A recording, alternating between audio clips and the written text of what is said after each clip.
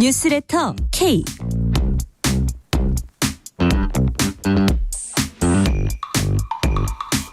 안녕하세요. 뉴스레터 K 진행하는 전종철입니다. 오늘 국회 본회의에서는 어제 상정된 공소청법이 24시간 필리버스터 이후 통과됐고 곧이어 중대범죄수사청 설치 법안이 상정돼서 이 역시 필리버스터가 진행되고 있습니다. 윤석열 정권 정치검찰 조작기소 의혹 사건의 진상규명을 위한 국회 국정조사 특위의 첫 전체회의가 열렸습니다. 여야는 조사 대상 등을 놓고 충돌했습니다. 특위는 범여권 주도로 오는 5월 8일까지 50일 동안 진행하는 국정조사 계획서를 의결했습니다. 민주당은 조작기소 의혹에 대한 규명이 필요하다는 입장인 반면에 국민의힘은 이재명 대통령 죄 지우기 특위라고 맞섰습니다. 배현진 국민의힘 의원에 이어서 김종혁 전 최고위원에 대해서도 법원이 당 징계 효력 정지 가처분 신청을 인용했습니다. 정치 토크 코너에서 정치 현안 자세히 분석합니다. 인터뷰 코너에선 이준석 개혁신당 대표를 전화로 연결해서 개혁신당의 지방선거 전략과 보수 진영의 상황을 짚어봅니다. 전 세계 K-팝 팬들의 시선이 서울 광화문에 쏠리고 있습니다. 방탄소년단 BTS가 완전체로 돌아와서 내일 컴백 무대를 엽니다.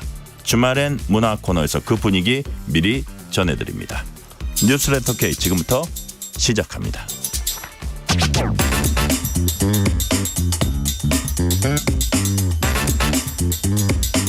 뉴스레터 K 정치 토크입니다. 이동학 전 민주당 최고위원, 정광재 전 국민의힘 대변인 나오셨습니다. 어서 오세요. 안녕하세요. 네, 안녕하세요. 반갑습니다. 토요일 날은 여기 올 때 좀 막히지 않아요? 토요일 날? 오늘 금요일이에요. 네. 아, 오늘 금요일이구나. 내 마음은 벌써 토요일이네. 아, 이거 안 막혔어요, 정광재. 아무래도 금요일은 조금 차가 막히네. 저 오늘 여의도에서 여러 행사가 있었고 또 후에 얘기하겠지만 김종혁 전 국민의힘 최고위원 그러니까. 가처분 신청 그 기자회견을 오후 3시에 했었는데 네. 거기에 좀 들렀다가 오고 해서 무난히 왔습니다. 그러니까요. 지하철은 안 막힙니다. 제 마음은 토요일로 달려가고 있었군요. 아이고, 얼른 내일이 왔으면. 전 내일 사실 BTS 공연이 보러 가요? 아니 보러는 누구나 갈 수 있어요. 예, 왜냐하면 예. 거기 누구나 갈 수 있으니까 정말 기대되는 게 예. 퀸이라는 그 알잖아요. 퀸. 예. 거기 웸블리 구장에서 막 떼창 부르고 했었던 게 지금도 막 보면은 막 그렇죠. 전율이 돋잖아요. 그렇죠. 네. 내일 그 BTS 공연이 그런 정도의 장관이 연출될 것 같아서 상당히 퀸의 기대하고 있습니다. 웸블리 구장 그 공연 네. 같은. 그런 거 있잖아요. 지난번에 영화도 했었을 아, 때 그럼요. 그거 리바이벌 했었잖아요. 야, 퀸을 생각하셨군요. 예. 그래도 진짜 기대가 됩니다. 자, 좀 다시 어두운 정치 얘기로 와서 잠시 기분 좋았다가 자, 오늘 그 정치검찰 조작기소 의혹 사건 진상규명 국정조사 특위 1차 전체회의 열렸습니다. 국민의힘이 반대하다가 일단 특위 들어갔습니다. 법사위원들을 여당 특위 야당 명단으로 제출했고 이제 좀 회의를 하는가 싶었는데 이렇게 곧바로 충돌했습니다. 자, 한쪽은 조작기소 밝혀내서 어쨌든 검찰의 잘못된 그런 부분들을 밝혀내겠다. 반대쪽에선 이재명 대통령 죄 지우기다. 이동학 최고위원님 누구 네. 말이 맞는 겁니까? 민주당 말이 맞죠. 왜냐하면 지난 3년 동안 봤잖아요. 3년을 떠나서 지금 검찰이 그동안 무소불위의 권력을 행사했었던 점, 그리고 내부에서 실제로 잘못했던 것들은 다 덮어주고 네. 심지어로 그 옛날 김학의 사건 저는 그 영상까지 다 나왔는데도 그 사람이 신원불명이라고 이 검찰에서 아예 그냥 죄가 없는 걸로 그냥 덮어주려고 했던 그 시도, 그런 것들을 보면서 너무 기가 찼거든요. 근데 공공기관에서 국민의 세금을 녹으로 먹고 있는 분들이 이런 식으로 해서 되나? 근데 이제 그거는 본인들 거 팔이 안으로 굽는 그런 행위였다면 적어도 이재명 대통령이라든가 아니면 야당 정치인들에 대해서는 이것은 너무나 이 현미경 혹은 표적 이런 수사들을 해왔기 때문에 그런 지점에서 이번 특위가 이제 좀 발족된 것이고, 차일피일 뒤로 미루면서 이걸 협조하지 않았었거든요. 근데 명단까지 제출했고 결국 들어온 이상 저는 이것은 앞으로 이제 한 50일 정도 조사를 한다고 하는데 그 기간 동안에 국민의힘이 들어오건 안 들어오건 이것은 시작됐기 때문에 이제 간다. 그래서 그 결과가 이제 어떻게 나오느냐 이제 여부가 중요한데 어쨌거나 지금까지 굴레로 묶였던 대장동 사건이나 위례신도시 사건, 그다음에 뭐 쌍방울 뭐 대북 송금 사건 이런 것들 아마 국민들께서도 이런 제목들은 다 기억하고 계실 텐데 그런 사건들의 실체 이런 것들이 조사되지 않을까 싶습니다. 네. 정광재 대변인. 사실 뭐 민주당이 지금 국회 운영하는 것과 관련해서는 뭐 6글자로 민주당 맘대로거든요. 네. 지난 2024년 총선에서 압승을 거둔 것 당연히 인정하죠. 그러나 그럼에도 불구하고 이제 여당이 됐으면 협치에 대한 책임을 함께 져야 한다고 생각하는데 그런 건 전혀 생각하지 않고 본인들이 그냥 다수당이기 때문에 원하는 바를 다 하고 있다고 생각해요. 이 공소취소 특위 같은 경우에도 국정조사한다고 하는데 국정조사법에 보면 계속 진행 중인 재판에 관여할 목적으로 국정조사나 국정감사는 안 된다고 돼 있거든요. 네. 그런 거 그냥 무시하고 하는 거예요. 민주당이. 더군다나 이걸 통해서 하려고 하는 게 이재명 대통령에 대한 그 면죄부를 주려고 하는 거 아니냐 이렇게 의심하는 사람들 많을 겁니다. 민주당 지지하는 분들 그렇게 생각하지 않겠지만 최근에 이 공소 취소 거래설이라고 해서 정가에 논란이 됐잖아요. 그거 하면 안 된다고 생각해갖고 그거 있지도 않은 일이다라고 얘기했는데 이 국정조사 특위는 아예 대놓고 공개적으로 공천 취소로 가기 위한 그 밑밥을 깔고 있다고 보기 때문에 대단히 부적절하다고 생각합니다. 그럼에도 불구하고 국민의힘이 여기에 참여하지 않을 수 없는 건 참여 안 해도 본인들끼리 할 거기 때문에 가서라도 그러면 목소리를 내자라는 뜻에서 참여하고 있는 거죠. 네. 자, 이게 이제 예를 들어서 민주당 입장에서는 어떤 사건에 있어서 이게 기소가 조작 기소다 이렇게 만약에 규정을 지을 경우에 이동학 최고위원님 네. 그다음에 어떻게 되는 겁니까 절차가? 다시 수사를 하는 건가요? 그렇죠. 수사할 수밖에 없는 것이고 이건 왜 이제 수사는 어떤 관점에서 되냐면 조작을 했던 그 검사들에 대한 수사가 될 겁니다. 도대체 왜 이렇게 했는지 뭐 누구에게 지시를 받은 건지 아니면 본인 스스로가 그냥 조작을 해야겠다고 생각해서 이렇게 한 것인지 이 부분에 대한 이 수사가 불가피하다는 생각이 들고 적법 절차에 있습니다. 공소취소라고 하는 건 없는 걸 억지로 만드는 게 아니거든요. 근데 공소를 했었던 그 원인 행위 자체가 지금 오염됐다라고 하는 게 증빙이 되면 그건 공소취소는 적법 절차 내에서 당연히 이루어져야 될 일이라고 보고 있습니다. 그러니까 하나 이 대목에서 좀 궁금한 게 예를 들어서 결국은 그 검사들에 대한 어떤 그 뭐라 그럴까 수사로 가게 된다면 이렇게 막 엄청난 그 어떤 그 힘을 들여가지고 국정조사할 게 아니라 그 핀셋 집어들듯이 그 검사 이 사건 해가지고 민주당이 고발하면 되는 건데 이거를 국정조사까지 한다는 건 어떤 정치적인 압박을 하겠다 이런 좀 의도도 있는 거 아니에요? 근데 이 수사 자체가 처음부터 정치 검찰이라는 저희가 말씀드렸었는데 네. 정치적 행위였어요. 그러니까 법률적으로 딱 집어내서 그걸 조사하고 문제가 없으면 됐었는데 예. 정치적으로 무리하게 조작해서까지 수사를 하다 보니까 민주당 역시 이 실타래를 푸는 데 있어서 정치력이 당연히 필요한 겁니다. 그래서 정치적으로 이것들이 국민들 내부까지 다 소구가 될 수 있으려면 국정조사라고 하는 방법을 저희들이 채택을 한 것이고 이 과정에서 실제 검사들이 국민들 카메라 앞에서 어떤 대답을 하는지 도대체 왜 이렇게 했는지 이런 부분들에 대한 표정 하나까지도 다 잡아내야 되기 때문에 이런 이 방법을 쓸 수밖에 없었다 말씀드리고 특히나 여기에 지금 내용으로 들어가 있는 건이 서해공무원 피격 사건이 있거든요. 네. 이것은 이제 우리 민주당의 박지원 의원이 연루되어 있었던 사건이에요. 국민의힘에서 이제 특위위원 사퇴하라 이러고 있죠. 그렇죠. 예. 근데 지금 이 문제가요. 왜 그러냐면 당시에 무슨 이 녹취 자료 그 자료를 삭제하라고 지시를 했다. 그래서 이제 기소가 된 사건이에요. 근데 이거는요. 삭제하라고 지시도 안 하셨지만 삭제하라고 지시한다고 해서 지울 수 있는 건이 아닌 거거든요. 지워도 중앙 서버에 무조건 남는 자료입니다. 이건 그 누구도 지울 수 없어요. 기술적으로. 그렇기 때문에 그 지시를 할 리도 만무한데 이렇게 엮어가지고 했어요. 근데 결국 법원에서 무죄 판결 됐잖아요. 그러니까 이 과정을 들여다볼 수밖에 없는 거죠. 자, 정광재 대변인. 예. 아니 조작 기소였다면 이게 재판이 진행되는 과정에서 사법부가 이거는 조작 기소였기 때문에 더군다나 죄가 되지 않기 때문에 무죄 이렇게 판결을 내줄 수 있는 거거든요. 네. 자신이 있다면 재판을 받으면 되는 거지. 지금 정권을 잡고 또 국회 권력을 갖고 있기 때문에 지금 사법부는 민주당이 통제하기가 어려운 거잖아요. 사법부 독립이 돼 있으니까. 근데 지금 행정권과 입법권을 다 갖고 있기 때문에 본인이 갖고 있는 권력선에서 이 문제를 해결해 보겠다라고 하는 게 이 문제의 본질이라고 봅니다. 이 공소 취소라는 건 1심 판결 전에만 가능하거든요.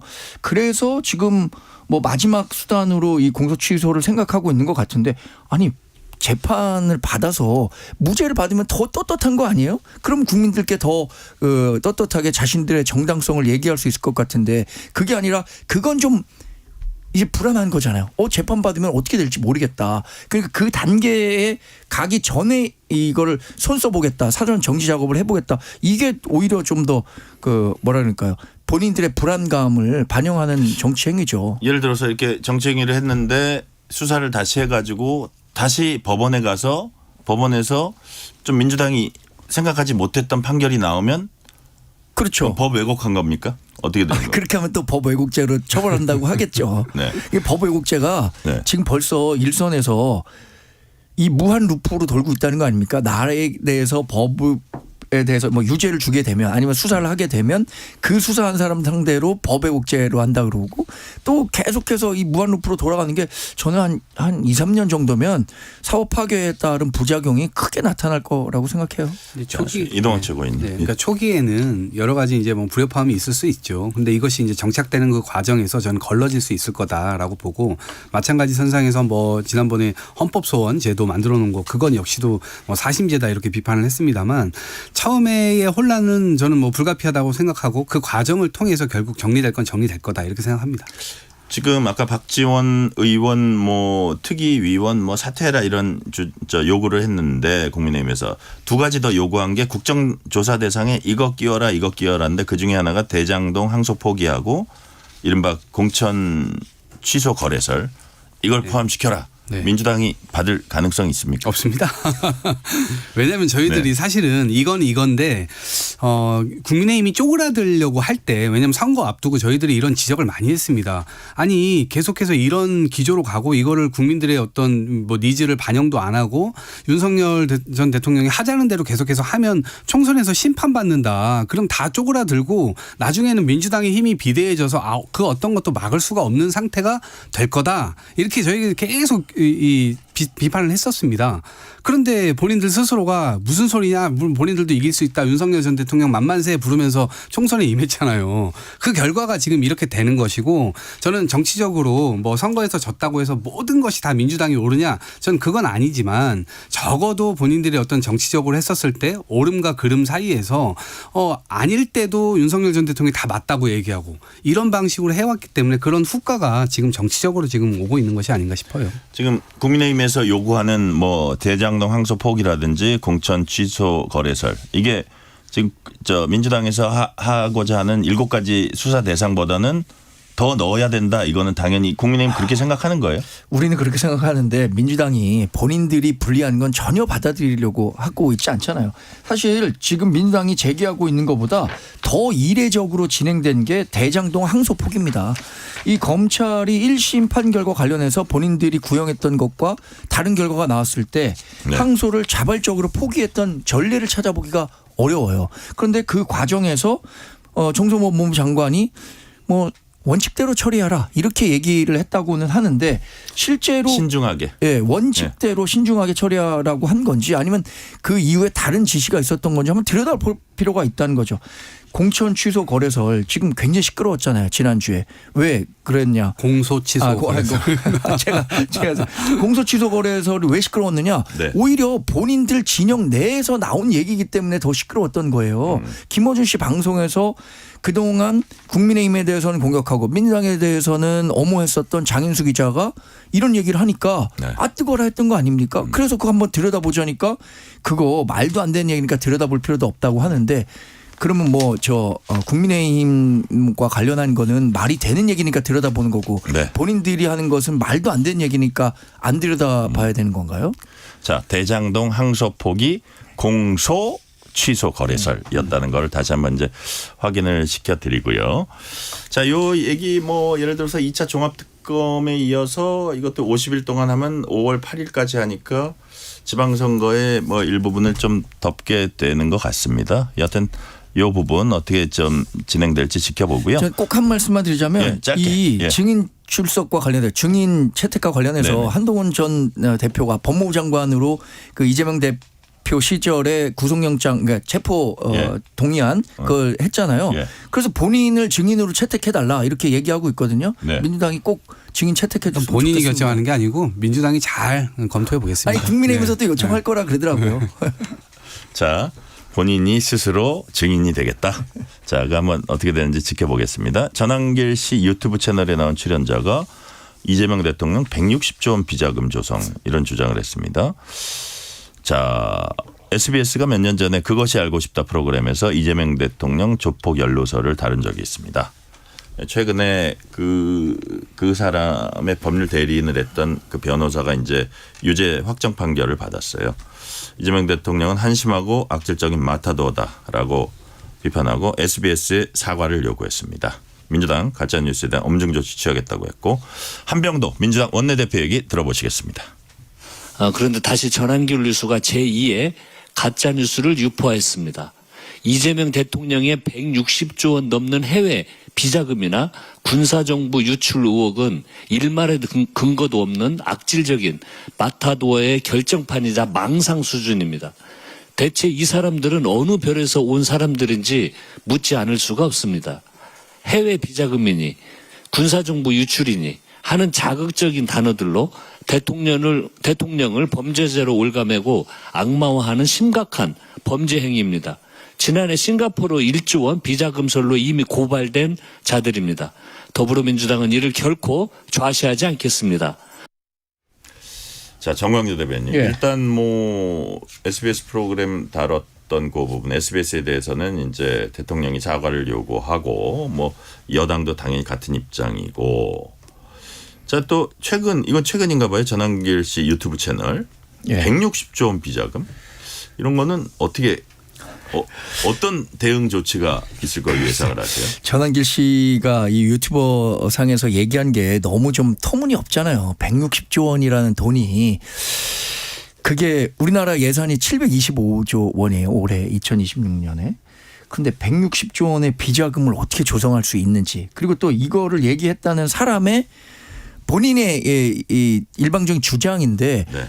이런 얘기를 할 때는 일정 정도 근거를 두고 해야 되는 거잖아요. 그런데 전혀 그 근거 없이 이런 얘기를 하니까 전한길 씨가 스스로 본인 방송에 대한 신뢰성을 지금 깎아먹고 있는 거 아닌가라는 생각이 들어요. 그래서 그리고 저는 좀 궁금한 게 야권 내에서도 상당히 좀 예민한 존재고 예. 이분이 이제 그 강성 유튜브로서 뭐 여권에서도 이렇게 좀 이렇게 바라보고 있을 텐데 분명히 역공을 당할 수 있는 이런 거를 본인도 또 사전에 몰랐나요? 이것도?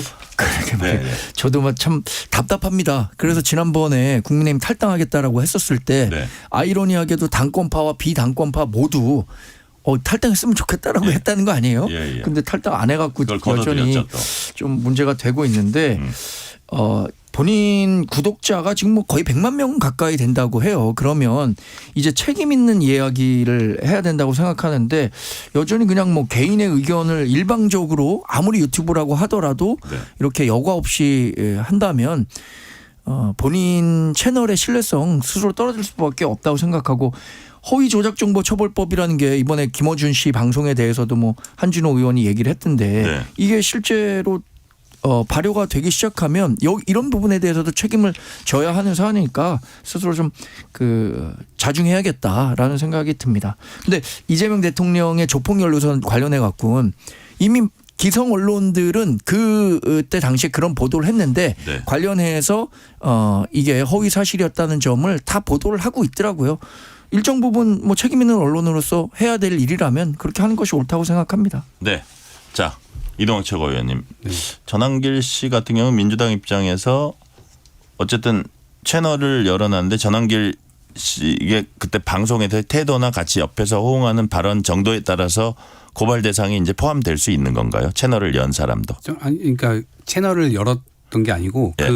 그 안에서 이야기를 할 때 오히려 전한길 씨가 더 부추겼나요? 네, 부추기고 더 유도하는 측면이 있어요. 그리고 해석도요. 그 사람은 꿈에서 나온 이야기를 해준다고 하면서 얘기를 한 거예요. 뭐 가브리엘 천사가 나타나가지고 영어로 속삭였다라고 하면서 이런 첩보를 얘기했던 거예요. 근데 그게 꿈이 아니고 전한길 씨가 곁들기를 꿈이 아니고 마치 어딘가에 진짜 들은 이야기들을 지금 아마도 얘기해 주시는 것 같습니다라는 투로 마치 또 사실인 것이냐 묘사를 했거든요. 그러니까 이런 투로 이제 이야기를 했다는 것 자체가 일단 문제가 될 수 있는 것이고 네. 지난번에도 그랬었잖아요. 뭐 1조 싱가포르 뭐 이재명 대통령이 그런 것에 비자금을 만들었다. 근데 지금 이러한 이야기들을 네. 하는 것이 전한길 혼자만의 책임이 아니고 전한길 슈퍼 당원을 보유하고 있는 국민의힘에 계속해서 악재가 되는 거거든요. 근데 탈당할 때까지 기다린다? 이게 있을 수 있는 일인가요? 빨리 출당을 해도 손절을 해야만 본인들 스스로가 좀 깨끗해지는 쪽으로 움직일 수가 있을 텐데 전혀 지금 그런 움직임도 없고 계속 어쩌면 이들에게 끌려다니는 모양새를 보여줌으로 인해서 유권자들이 판단할 때는 명확하게 판단할 수 있을 것 같습니다. 자, 전한길 씨에 대한 법적 그 대응 이거는 뭐 여권에서 누가 하든 하는 것과는 별개로 국민의힘에서 이런 분을 좀 조치해야 되는 건 아니냐, 빨리 솎아내야 되는 건 아니냐는 취지를 말씀하셨거든요. 정광 대변인 어떻게 보세요? 근데 앞으로 6개월간 지방선거 전까지 윤리위원회 징계 뭐 일절 논의를 중지하라고 해갖고 예. 할 것 같지는 않습니다만 저도 좀 부담이에요. 사실 전한길 씨가 저는 탄핵 과정에서 전한길 씨가 했었던 이야기는 일정 부분 진정성이 있었다고 생각해요. 뭐 자유민주주의의 가치를 훼손하면 안 된다. 뭐 탄핵이 이루어지기 전까지는 뭐 윤석열 전 대통령에 대해서 뭐 관련한 얘기를 했던 것에 대해서 동조하는 사람들이 꽤 있었을 것이라고 생각합니다. 그러나 그 주장이 1심 재판 결과가 나오고 탄핵 재판이 있은 이후에도 그 주장이 계속 유지되면서 많은 사람들이 걱정하고 있는 건 사실이에요. 우리 당에서도 지금 전한길 씨와의 관계를 어떻게 해야 되는가 이 부분과 관련해서는 뭐 걱정하는 목소리를 내는 분들이 많은데 저는 결국에는 시간의 문제일 거라고 생각합니다. 모르겠습니다. 지방선거 전까지는 뭐 어떤 조치가 있을 것 같지 않지만 그 이후에라도 이런 식의 자꾸 당에 부담이 되는 행동을 한다면 뭐 일정 조치가 필요하겠죠. 네. 술자리에서 여성 보좌관을 성추행한 의혹 받는 민주당 장경태 의원, 경찰 수사심의위원회가 장 의원 면담한 이후에 준강제추행 혐의로 검찰에 넘겨야 한다는 의견 냈습니다. 장경태 의원 당에 누가 되지 않겠다 결백 밝히겠다는 글 남기고 탈당했습니다. 이를 비판하는 국민의힘 송원석 원내대표 얘기 들어보시겠습니다. 어제는 경찰수사심의위원회가 장경태 의원의 성추행 혐의에 대해 송치 결론을 냈습니다. 이 사건이 처음 알려진 지 무려 4개월 만의 일입니다. 그리고 조금 전 장경태 의원이 탈당했다는 속보가 떴습니다. 징계를 질질 끌어오다가 이제서야 4개월 만에 탈당으로 꼬리 자르기 하려는 것 아닌가 하는 생각이 듭니다. 더불어민주당은 꼬리 자르기로 끝낼 생각하지 말고 이 사건에 대해서 대국민 사과할 것을 강력히 촉구합니다. 아울러 국회가 성폭력 근절에 대한 확고한 의지를 다짐하기 위해서 여야 합의로 장경태 의원을 윤리위에 회부하여 국회의원직에서 제명할 것을 제안합니다. 문제로 더. 자, 지금 이제 송원석 원내대표 국회의원직에서 제명해라 뭐 이런 얘기까지 하는데 이게 사실 수사심의위원회 열어달라 이게 장경태 의원이 이제 요청했던 거거든요. 근데 거기서 검찰 송치를 결정을 했습니다.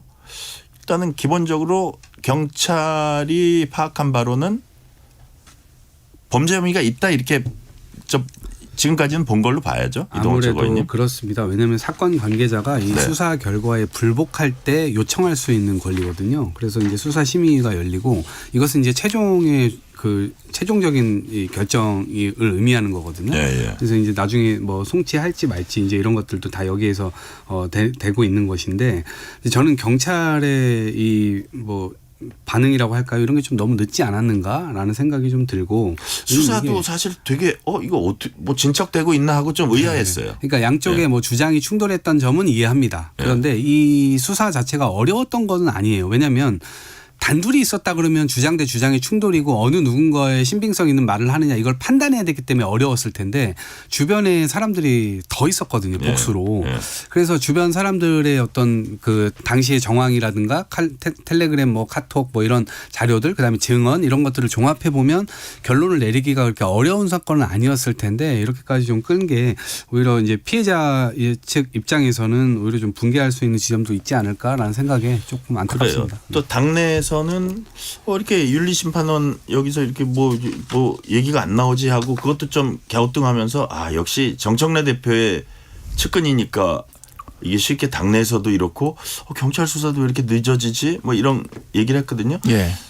정광재 대변인 보시기엔 그런 측면은 어떻게 보시는지 또 국민의힘에서는 국회의원직 제명을 요구했는데 자, 그 타당하다고 보세요. 그 요구는? 글쎄 뭐 제가 이 자리에서 제명이라는 얘기 진짜 많이 했거든요. 이 제명이라는 것이라고 했었을 때 왜 대통령 이름이라고 그러니까. 하셔서 이거 제명이라는 게 아재 개그라는. 79년 예. 그 김영삼 전 대통령 국회의원 시절에 있은 이유 한 번 예. 없었단 말이에요. 그래서 이건 정치적 구호라고 봅니다. 뭐 네. 국민의힘에서는 주장할 수 있는 거죠. 과거에 뭐 김남국 의원 코인 거래나 아니면은 법사위원장 맡았었던 이준석 의원 이런 것들도 사실 국회의원직을 수행하기엔 너무 정말 부적절한 사안임에도 불구하고 제명이라는 건 어려운 일이에요. 난 정치적 구호라고 보고.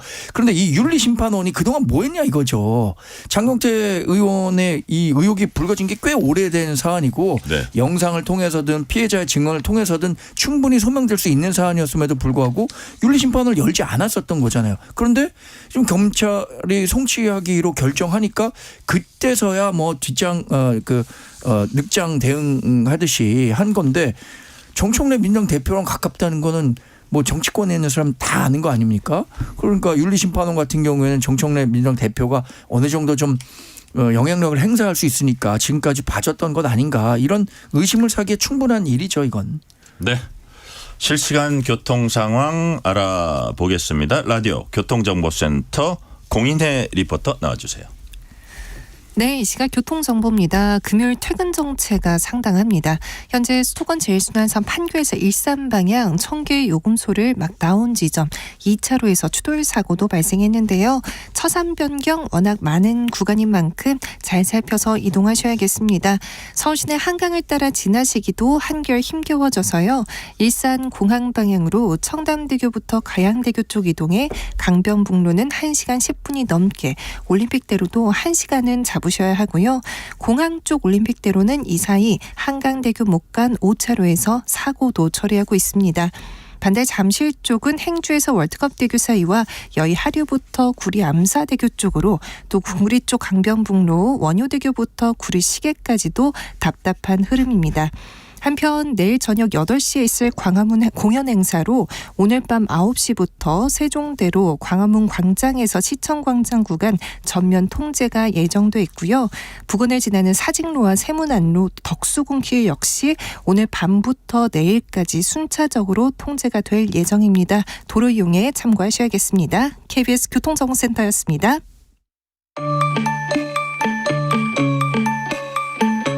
퇴근길 당신과 함께 읽는 세상 이야기 KBS 1라디오 뉴스레터 K 문자 샵 9730 짧은 문자 50원 긴 문자 100원 어플리케이션 콩은 무료 유튜브 KBS 1라디오 계정 채팅창도 열려 있습니다.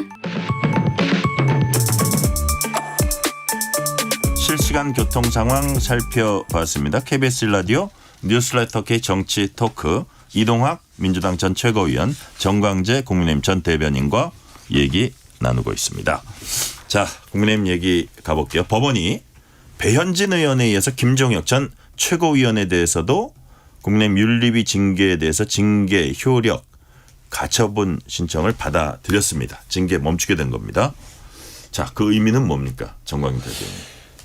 원래 법원은 정당 사무와 관련해서는 네. 가능한 한 개입하지 않는다 이런 것을 원칙으로 하고 있죠. 네. 그런데 지난번 배현진 의원에 대한 징계 관련해서 인용했을 때 또 이 김종혁 전 최고에 대한 징계에 관련한 가처분 소송 인용한 거 다 마찬가지입니다. 그 정당 사무를 하되 그것이 헌법과 법률이 보장하고 있는 선에서 이루어져야 되는데 그 재량권이 이탈됐다라고 한다면은 받아들일 수밖에 없는 거잖아요.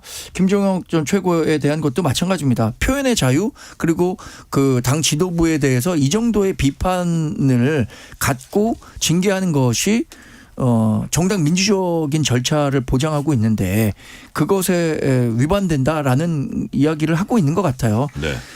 저는 이쯤 되면은 이제 윤리위원장 윤민우 윤리위원장이잖아요. 두 번의 징계에 대해서 모두 법원이 그것을 인정하지 않는 듯한 그 결정을 내린다면 이에 대한 응당의 책임을 져야 한다고 생각하거든요. 그게 모르겠어요. 뭐 그 김종혁 전 최고 같은 경우는 지도부도 책임져라라고 얘기하고 있지만 지도부 책임까지는 아니더라도 적어도 이 징계를 주도했었던 윤민우 윤리위원장은 본인의 거취에 대해서 분명한 입장을 밝혀야 되고 그게 아니라면 지도부는 윤리위원장이라도 해임해야 된다라고 생각합니다. 자, 이 세 가지가 네. 있어요. 첫 번째, 지도부가 윤리위원장을 이제 경질하는. 두 번째, 스스로 물러나는. 세 번째, 아무 일도 없는. 어떤 게 될 거라고 보세요, 이동관 세 번째로 가죠. 그래요? 네. 아무 일도 일어나지 않을 겁니다. 왜냐하면 본인들의 잘못을 인정할 수가 없는 상태예요. 왜냐하면 윤리위와 지도부는 지금 한 몸으로 되어 있고 인식되어 있잖아요. 그리고 네. 지금 윤리위에 더 이상 심판하지 말아라라고 해버리니까 그 이후에 지도부와 연관되어 있는 사람들, 이른바 당직자들, 뭐 엊그저께도 엄청난 노인 폄하 발언도 있었고 이런데 이제 더 이상 징계위가 열리지가 않는 거예요, 윤리위가. 네. 이제 그렇게 되는 것이고 이제 국민의힘이 정치 자체가 지금 사라졌다. 그래서 이제 법적 조치만 남은 건데 그 법적 조치를 통해서 뭔가 사람들을 어찌 보면 압박을 좀 하고 이 구석탱이로 계속 이제 밀어붙이려고 했었는데 그 과정을 다시 한번 상기해 보면 윤석열 전 대통령이 했던 방식이거든요. 정치를 하지 않고 법적으로 모든 조치들을 다 하려고 하다가 결국 망했잖아요. 그 망한 공식을 국민의힘 지도부가 그대로 따라가고 있는 거 아닌가. 여전히 우려스럽습니다. 그러니까 이게 이제 예를 들어서 왜 저렇게 윤리위에서 저런 결정이 또 나오고 또 나오네. 그리고 이게 뭐 독립적 기구이기 때문에 저희가 뭐 이렇게 방망이 두드립니다. 이러고 이제 결정되고 막 이랬잖아요. 근데 법원에서 두 번 이런 판단을 했다는 거는 객관적으로 이게 좀 잘못됐다는 거라고 받아들여도 되는 거 아니에요? 그렇죠. 정광희 대변인. 제가 거듭 말씀드리지만 그 법원이 웬만해서는 당이 결정한 것에 대해서 개입하지 않아요. 예. 그런데 웬만하지 않으니까 개입하고 있는 거거든요. 그 웬만하지 않은 것은 헌법에서 정당은 민주적 가치 질서에 따라서 운영이 돼야 된다. 이렇게 규정하고 있는데 네. 이 정도 비판에 대해서 징계를 해서 당원권을 정지시키겠다. 그 출당 조치를 하겠다라고 하는 것은 재량권을 이탈했다는 판단을 법원이 한 거라고 보고 이에 대한 책임을 져야 된다는 거죠. 그래요. 저는 아까 얘기하신 경질, 물론 자신의 거취와 관련한 결정, 세 번째 아무 일도 일어나지 않는다 이런 거 예상해 보면 당위적으로는 경질을 해야 되는데 네. 그 가능성이 적으니까 이런 경우에는 대부분 인사권자의 부담을 덜기 위해서 본인이 책임을 지고 거취를 표명하는 경우가 최고의 그 수단이라고 봐요. 근데 실제로는 아무 일도 일어나지 않을 것 같아요. 그래요? 네. 두 분이 일치를 하셨네. 이게 독립적 예. 기구라고 얘기를 했잖아요. 네. 독립적 기구여서 자기는 무관하다. 장동혁 대표 자체는 무관하기 때문에 독립적 기구라고 했는데 최근에 이제 윤리위원회 이제 가동하지 말아달라. 정중하게 선거 때까지 멈춰달라 얘기를 했잖아요. 그러니까 지금 고성국도 심판 그 전에 이미 올라왔던 건인데 안 했어요. 그리고 이런 잘못된 판단들이 나왔으면 정치적으로 누군가 책임지는 사람은 나와야 되는데 아무도 책임 없이 그냥 눈치고 지나가고 있는 거예요. 네. 근데 그 배현진 의원에 대해서도 가처분이 인용된 이후에 네. 지도부에서 이것과 관련해서 누구도 한마디도 하지 않고 있어요. 김종혁 최고 이번에 그 가처분 인용된 것에 대해서도 지금 국민의힘 의원이든 뭐 지도부든 아무도 얘기를 안 하고 있는 거예요. 그냥 이렇게 비상식적인 상황이 계속 이어집니까? 그러니까 왜? 그냥 예. 뭐 외면하고 싶은 거겠죠. 그래요. 현실 외면? 그러니까 뭐 타조가 막 무서운 일, 이게 뭐 누가 쳐들어왔을 때 머리 받고 가만히 있으면 아무 일도 일어나지 않는 것처럼 그냥 있는다고 하잖아요. 네네. 그러니까 보고 싶지 않은 일은 애써 외면하고 있는 거 아닌가 이런 생각이 들더라고요. 저는. 그 실제로 배현진 의원 때도 그랬는데 아마 김종혁 최고 요번에 그 인용할 때도 아마 저 문구가 들어가 있을 거예요. 회복할 수 없는 피해 있다 뭐 이런 얘기 할 거예요. 예를 들어서 배현진 같은 경우에 자기가 서울시당위원장으로서 비례 공천권 행사할 수 있는 이런 부분을 박탈한 거나 마찬가지잖아요. 김종혁 최고위원도 지금 자기 정치인이니까 당협위원장을 출마할 또 수도 맡고 있고 있거든요. 당협위원장 맡고 있으니까 네. 그 공천에 관여할 수도 있고 그런 권리를 빼앗은 거다. 이거를 아마 법원이 그렇게 봤을 텐데 법원 그 두 번의 판단이 나왔는데 뭐 묵묵부답이다. 자, 이거 국민들이 어떻게 쳐다볼까요? 여하튼 뭐 그거는 어떻게 전개될지 앞으로 지켜보도록 하고요. 오늘 장동혁 대표가 SNS 통해서 이정현 공관위원장께서 해당 지역의 정서와 여러 사정을 고려해서 공정한 경선을 해줄 것으로 기대한다. 정광인 대변인 네. 무슨 뜻입니까? 해석 좀 해주세요. 해석. 공정한 지난번에도 말씀했잖아요. 그러니까 이거 뭐 대구나 충북이나 뭐 이런 데 얘기하는 거예요. 공천의 생명은 공정이고 네. 누구나 본인과 관련해서 불리한 일이 있었을 때 그것을 문제 제기를 할 수는 있지만 대중이 인식하기엔 이게 그래도 공정한 공천이었구나라는 인식을 심어줄 수 있으면 되는데 지금 진행되고 있는 공천이 그렇게 진행되고 있느냐. 그렇지 않다고 생각하니까 잡음이 계속 있는 거고 저는 그 중심에는 대구시장 경선과 관련한 게 있다고 생각합니다. 이 중진 의원과 관련해서 공천관리위원장은 희생해라 이제 세대 교체를 위해서 헌신해라라고 얘기하고 있는데 대구시장 선거판 자체가 흔들리고 있거든요. 지금 그런 상황에서 만약에 이게 불공정한 그 경선으로 누구라도 무소속으로 나온다거나 했을 때 치명적이다. 그나마 우리 국민의힘이 대구, 경북은 지킬 수 있겠지라고 생각하지만 대구도 내주는 거 아니냐 이런 위기감이 커지고 있으니까 저는 이정현 공천관리위원장에 대해서 공정한 경선 그러니까 웬만하면 경선해라라는 메시지를 네. 담아있고 있다고 봐요. 그래요. 그리고 지금 이정현 위원장이 세게 밀어붙일 수 있다면 자기가 그 정도의 권력이 있다면 바로 발표했을 겁니다. 누구 컷오프 충북처럼. 근데 대구는 거기에 경선에 참여하겠다고 한 사람들이 다 유력 정치인이잖아요. 그걸 밀어붙일 힘이 없다. 그래서 이렇게 시간이 미뤄질수록 저는 경선 가능성을 키우고 있다. 경선 이렇게 가능성을 판단합니다. 키우고 있다. 예. 자, 근데 이동학 최고위원님 네. 예를 들어서 뭐 혁신공천이다 이러는데 국민들이 봤을 때 좀 무릎을 탁 칠 정도의 그런 사람이 나오는 거 하면 그런 게 하나 있어야 되고 그다음에 그러니까 누구를 날리는 게 목적이 아니라 그다음에 딱 나타나는 사람이 진짜 참신하고 이게 약간 미래 세대네 뭐 이런 식의 그게 이제 두 번째는 국민의힘처럼 지금 갈 길이 바쁘고 급한 데는 일단 이기는 공천을 해야 되거든요. 네. 자, 지금 이런 그 두 가지 측면에서 지금 국민의힘의 대구라든지 전체적인 공천 상황 어떻게 평가하세요? 우선 이정현 공관위원장이 전권을 받았다고 했잖아요. 예. 아마 제일 처음에 공관위원장으로 올 때 이미 그 내막은 전권을 나한테 줄 거냐? 그러면 내가 하마. 이렇게 하고 처음에 왔을 거예요. 근데 오세훈 시장 공천과 관련돼서 이게 들어오지 않다 보니까 그때 한번 미뤘잖아요. 네. 오전에 우리는 문 닫고 떠날 거야라고 해놓고 오후에 가가지고 누군가에게 어떤 개입이 있었다고 보는데 저는 그게 지도부일 거라고 생각합니다. 장동혁 대표를 포함한.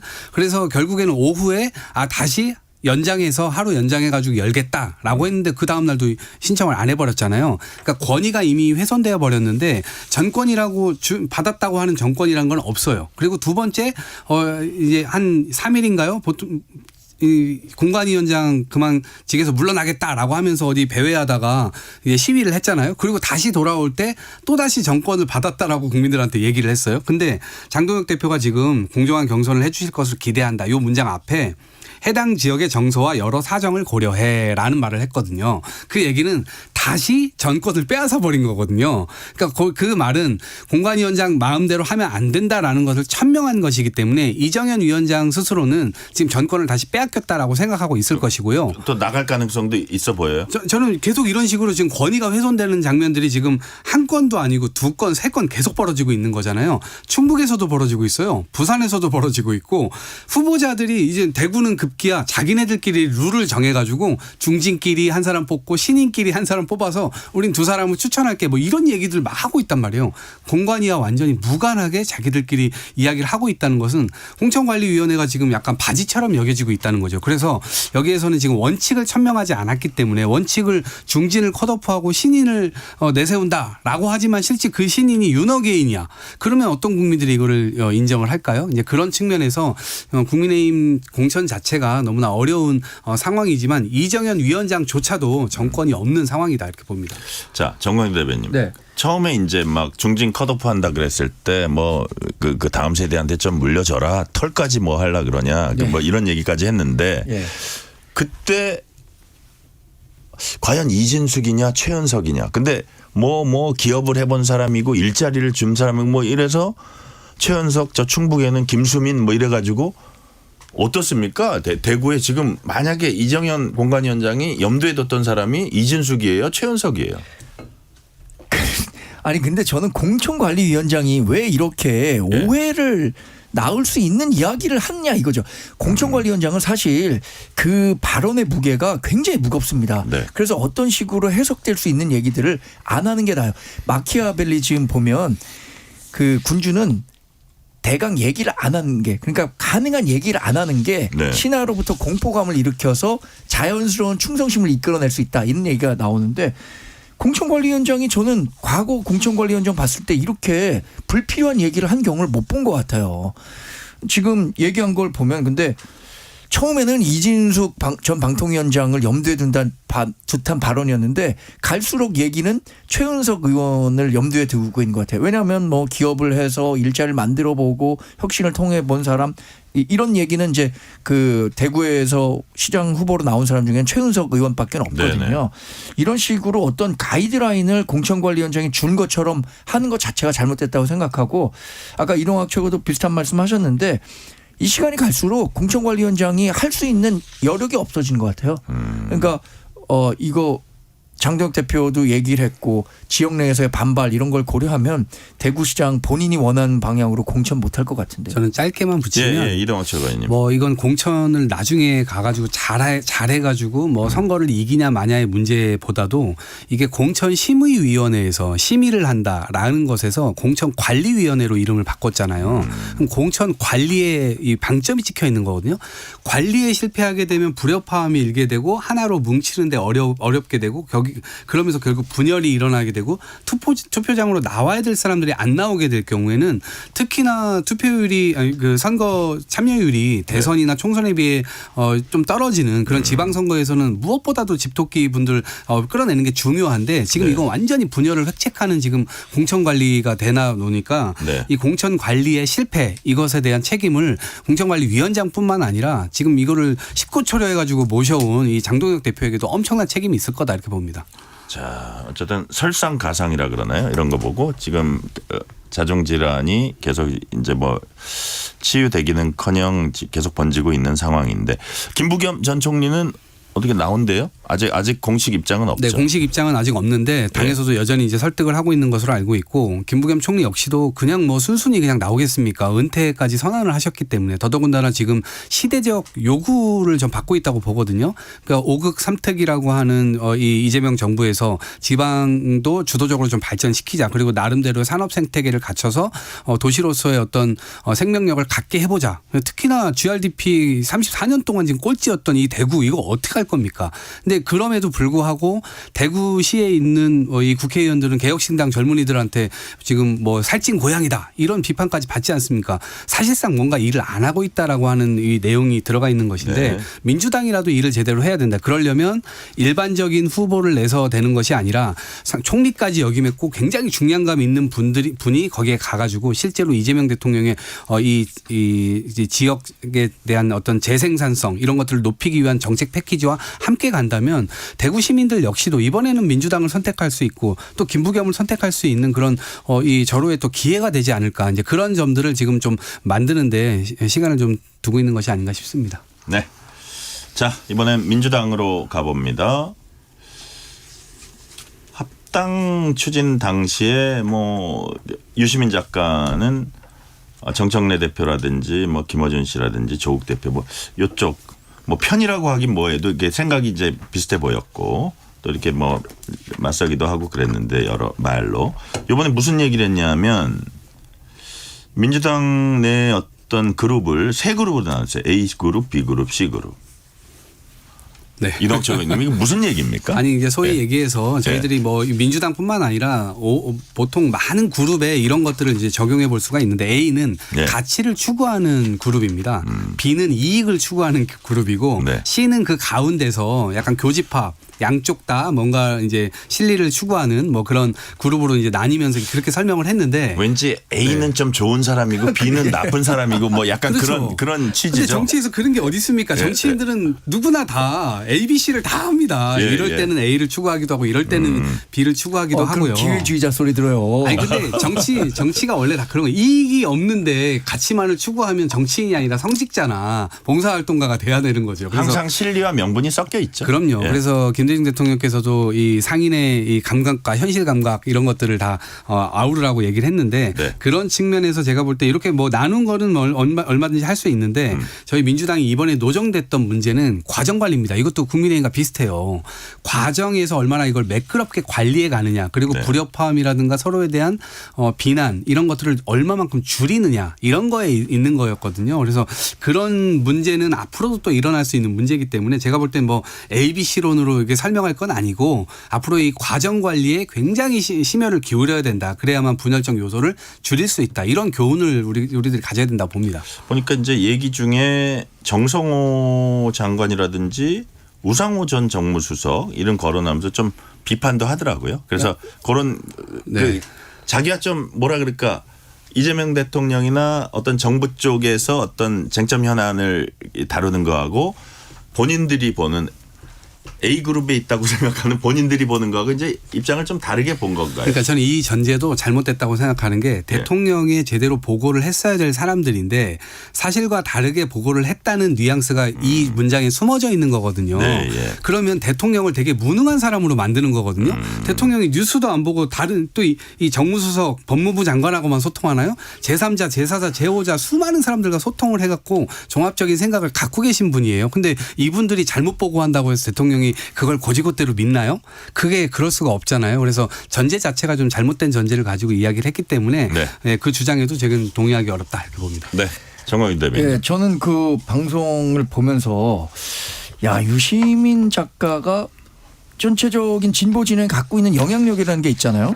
그런데 지금 왜 이 얘기를 꺼내서 분란을 만들지라는 생각이 들더라고요. 근데 이거 A그룹과 B그룹과 C그룹 제가 나눠보면요. A그룹은 이른바 문조 털레유. 이게 지금 민주당 내에서도 그 새로 조어가 만들어졌거든요. 문재인 전 대통령, 네. 조국 대표, 털. 이거 털은 아마 그 김어준 씨가 털보라고 하니까. 네. 그리고 정청래 대표, 유시민 작가. 이분이 한 편이에요. 여기가 A그룹. 그리고 뉴 이재명이라고 하는 그룹이 B그룹이에요. 여기에는 이제 정성호 법무부 장관, 김민석 총리, 이현주 의원, 뭐 한준호 의원 이런 분들이 포함되는 것 같아요. 네. C는 뭐 누구를 특정해서 얘기할 수는 없겠지만 요 약간의 중간에서 줄타기를 하는 사람들을 얘기하는 것 같은데 말씀하신 것처럼 A그룹은 굉장히 지고지순한 선한 그룹이고 네. B그룹은 약간 기회주의적으로 이익이 있으니까 내가 지금은 이재명 대통령의 편을 든다. 이런 식으로 갈라치기를 하고 있는데 와 이게 과연 민주당 지지하는 사람들에게 과연 도움이 될까 이런 얘기를 자꾸 꺼내는 게 이런 네. 생각이 들더라고요. 그래요. 자, 이 얘기를 듣다 보니까 김어준 씨가 김민석 50일 만에 미국 다시 가는 거 예.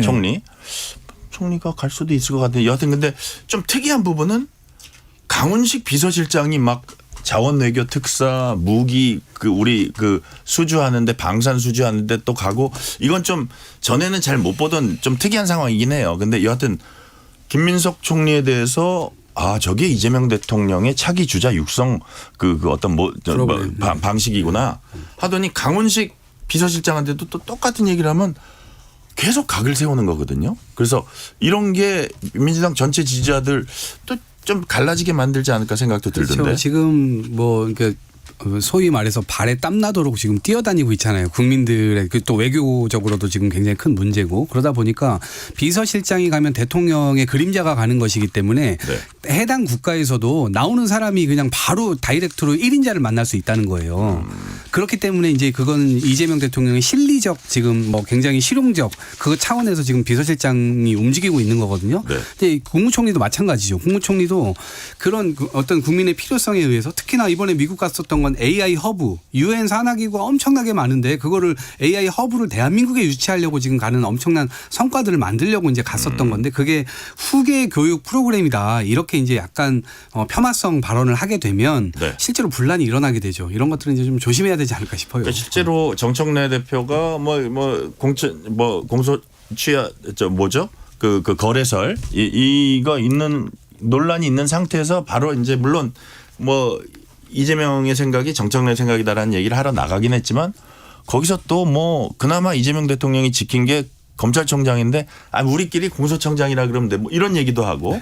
자, 죄송합니다. 정광길 대변인. 시간이 15초밖에 안 남은. 아니 저는 그 민주당 내에 갈등이 본격화됐다고 생각하고요. 앞으로 8월에 있을 그 전당대회에서 민주당의 본격적인 권력 투쟁은 시작될 거다라고 예상하고 있습니다. 네, 그 오늘 과정이죠. 말씀 여기까지 듣겠습니다. 지금까지 이동학 민주당 최고위원, 정광재 전 국민의힘 대변인이었습니다. 오늘 말씀 감사합니다. 고맙습니다. 뉴스레터 K 1부 마치고 2부가 이어집니다.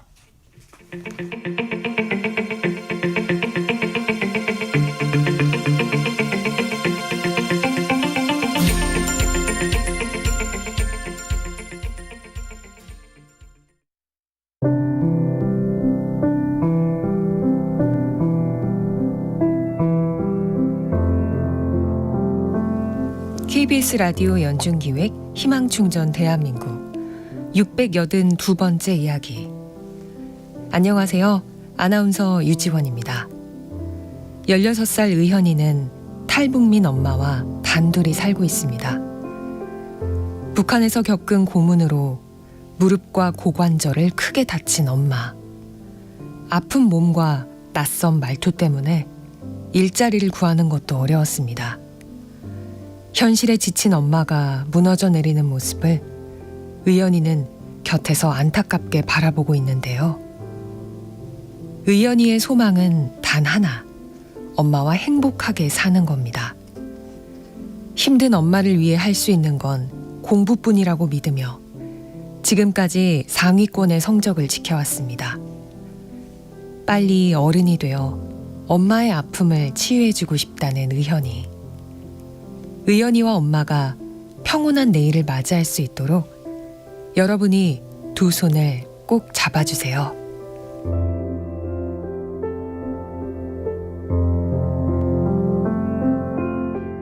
여러분의 따뜻한 손길이 희망의 빛이 됩니다. ARS 060-700-1580 060-700-1580 한 통화 3,000원으로 희망을 선물해주세요. KBS 라디오 연중기획 희망충전 대한민국은 초록우산 어린이재단, 인탑스 주식회사, 그리고 청취자 여러분과 함께합니다. ARS 060-700-1580 한 통화 3,000원입니다.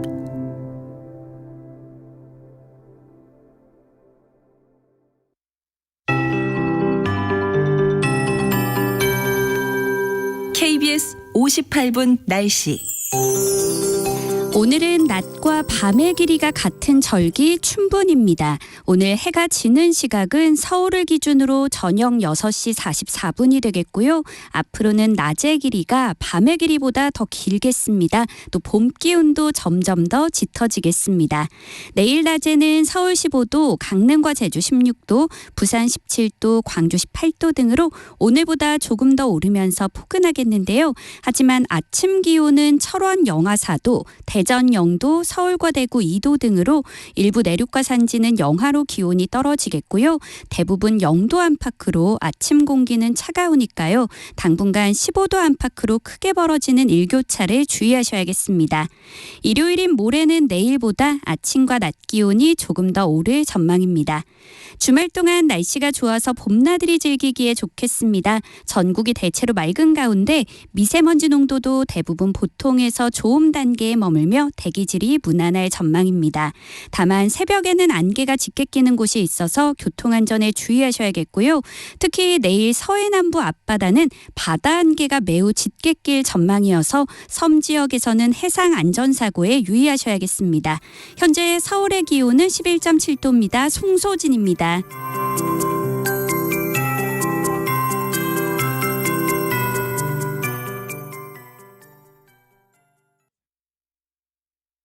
정성을 다하는 국민의 방송 KBS가 6시를 알려드립니다.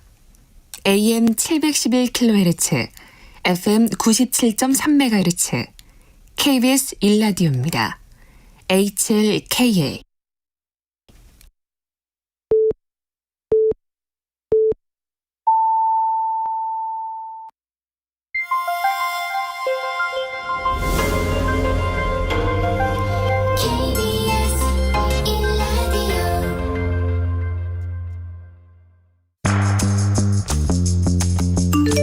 여러분은 지금 퇴근길 시사편지 한 장, KBS 1라디오 뉴스레터 K를 듣고 계십니다.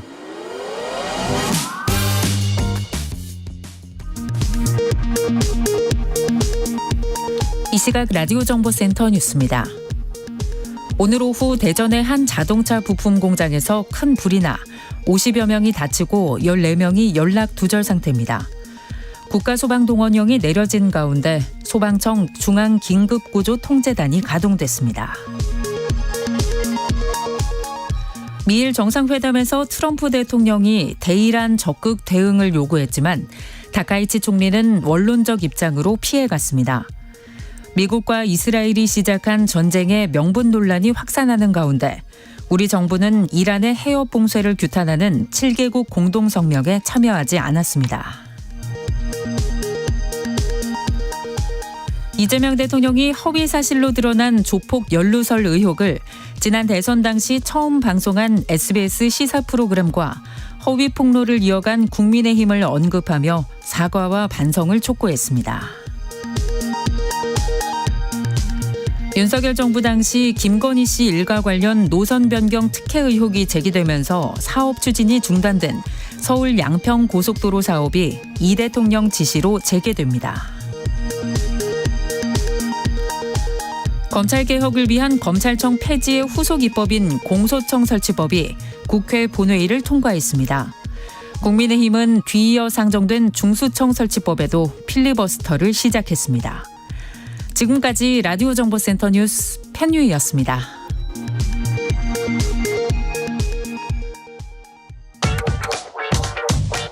뉴스의 진수를 보여주는 인터뷰. 뉴 진수. 여야 6개 정당이 비상계엄 요건 강화와 5.18 정신 헌법 수록을 골자로 한 개헌 추진에 합의했습니다. 국민의힘이 불참한 채 진행되는 이 논의가 지방선거 전 실제 개헌 국민투표로 이어질 수 있을지 지켜볼 대목입니다. 오늘은 이준석 개혁신당 대표 전화 연결해서 개헌과 지방선거 등 당면 현안들을 자세히 짚어봅니다. 이준석 대표님 안녕하세요. 네, 안녕하세요. 네, 귀한 시간 내주셨습니다. 예. 자, 오늘 이제 개헌안 추진하기로 하셨는데 이게 크게 봐서 한 3가지 정도 내용이죠? 예, 그렇습니다. 사실 이번에 개헌안이라고 하는 건 우리 흔히 개헌안 얘기하면 권력구조 개편 얘기를 많이 하는데요. 네네. 그 부분은 이번에 빠져 있어서 저희가 그 취지를 다 살펴봤는데 네. 지방 분권이라든지 아니면 계엄권의 어떤 축소라든지 이런 것들은 충분히 저희도 당론으로 동의할 만한 내용이라 가지고 네. 저희가 이제 그 발의에 동참하겠다 이렇게 얘기했습니다. 그래요. 그 내용을 보니까 충분히 당론으로 동참할 내용이다.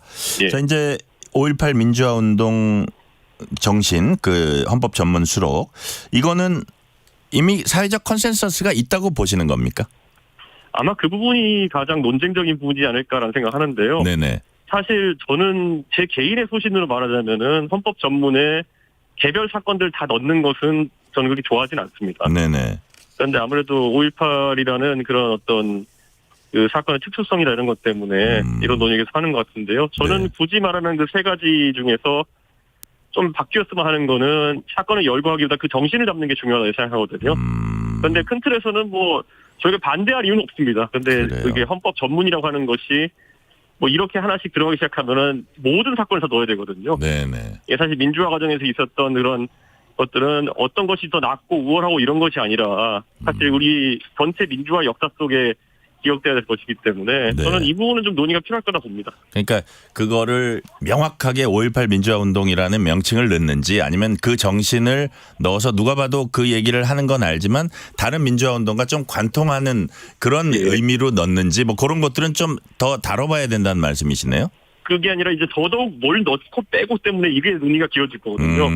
예를 들어 부마 항쟁을 넣겠다 이렇게 하지만 그럼 2.28 대구 민주화운동이라는 건 넣겠느냐 또 이런 게 나올 테고요. 추가적으로요. 그러다 보면은 개헌의 이번에 중요한 지점은 계엄에 대한 그런 권한을 축소하고 네. 그다음에 또 지방 분권을 또 확대하고 이런 내용이 중요한 건데 이거 논의가 사라질 가능성이 있습니다. 네. 자, 국민의힘이 이제 빠졌잖아요. 그래서 그 이준석 대표님이 이렇게 좀 그 파악해 본 바로는 국민의힘은 요 자체 아직 논란, 뭐 예를 들어서 5.18 이 부분 헌법 전문에 명시적으로 넣는 건 논란인데 그런 부분입니까? 아니면 이런 개헌 논의가 나중에 좀 이어져서 권력구조 개편까지 그냥 갈라 그러는 거 아니야? 이런 의심도 하고 있는 겁니까? 어떤 겁니까? 그보다는 국민의힘 리더십이 지금 실종된 상태이기 때문에 네. 저희가 이런 걸 뭐 협의하거나 아니면 이런 것 얘기할 대상도 사실 명확하지 않은 그런 상황이다. 그러니까 총체적으로 그 당에 지금 뭐 공천 때문에 갈등이 격화되고 있고 네. 그리고 또 뭐 징계 문제 이런 걸로 격화되고 있기 때문에 이런 전략적 전술적 판단할 주체가 지금 사실 없는 것 같습니다. 아, 그래요? 여기서 거기서 대표로 뭘 해가지고 이런